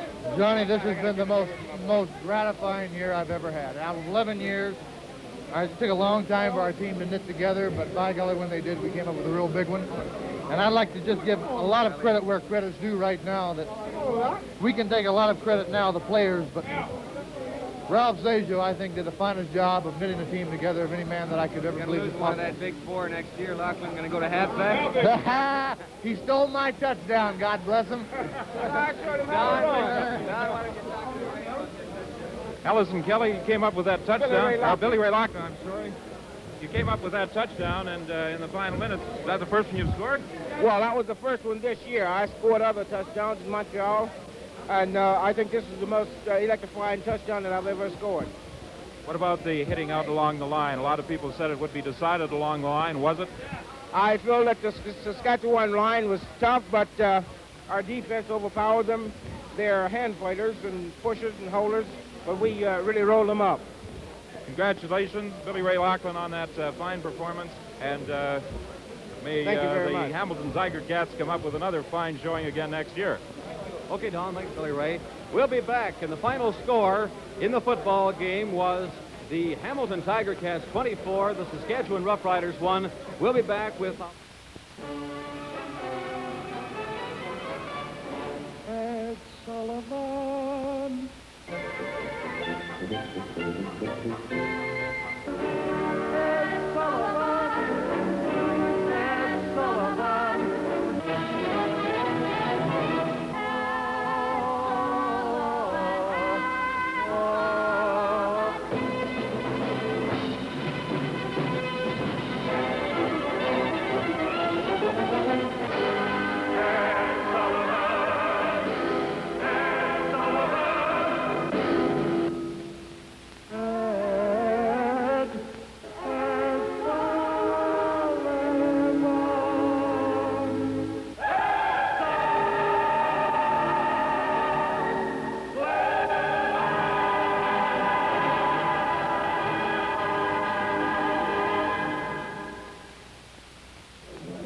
This year, Labatt's have donated a color television set to the player of the game, voted on by the Football Reporters of Canada. And here to make the presentation to quarterback Joe Zuger is Ted Reynolds, the new president of the FRC. Ted? Joe, congratulations. You've been selected by the Football Reporters of Canada, the outstanding player in this game. I think it's an extremely suitable choice, Joe. And we'd like you to accept this tray from the Football Reporters of Canada, the outstanding player this year. And also, there will be an RCA Victor full combination color television set taken and installed in your home. Congratulations to you. Ted, thank you very much. I wish there was one for every player and every coach on the whole squad. I don't deserve it because I feel that it was a great team effort, but thank you from the bottom of my heart. Well, thank you very much. A very fine choice, I think, Joe. Congratulations. Great game, Joe. Now I believe we're going to have the Grey Cup presented here. We've got Commissioner Al. McKickern, Johnny. Commissioner? Ralph? You got to make it real quick. We'll do the official presentation. All right, yes. Coach, I'm very pleased on behalf of the Canadian Football League to present this Grey Cup to you. Your team never looked better. I'm pleased to have with me the grandson of Lord Grey, who presented the cup originally. He's joining me at the presentation. Many, many congratulations again as I see your team just never Thank you very much. I'm very proud of everyone, and certainly this has to be the brightest spot in my life. Thank you very much. First time I see your game, it makes me want to come back and see it many, many times. I wish you would. I think it's very I've enjoyed fascinating. my time in Canada. Many, many congratulations on a wonderful win. Thank you very much. Thank you very, very much, Al. The final score was Hamilton 24, Saskatchewan. We'll continue with our post game from the Lansdowne Park dressing room after this message.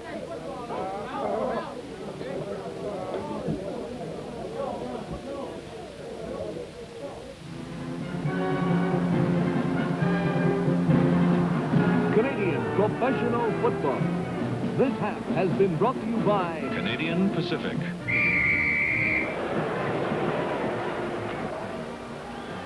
Serving you in so many ways. And by Javelin, first of the AMX cars from American Motors. And by the Canadian Broadcasting Corporation and its affiliated stations.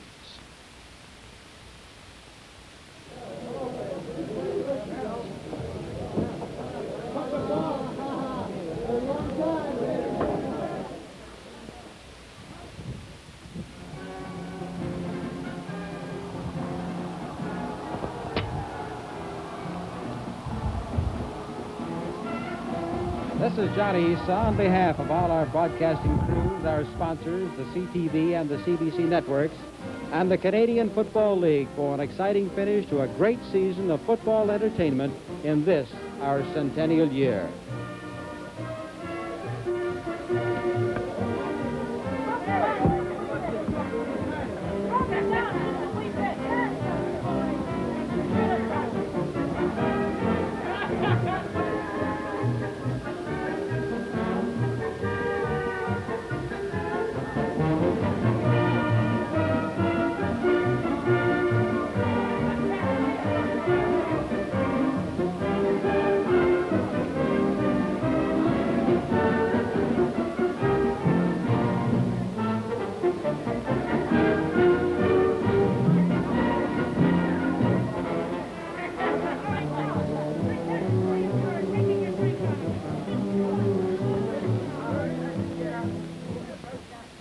The 1967 Grey Cup game has come to you from Lansdowne Park in Ottawa.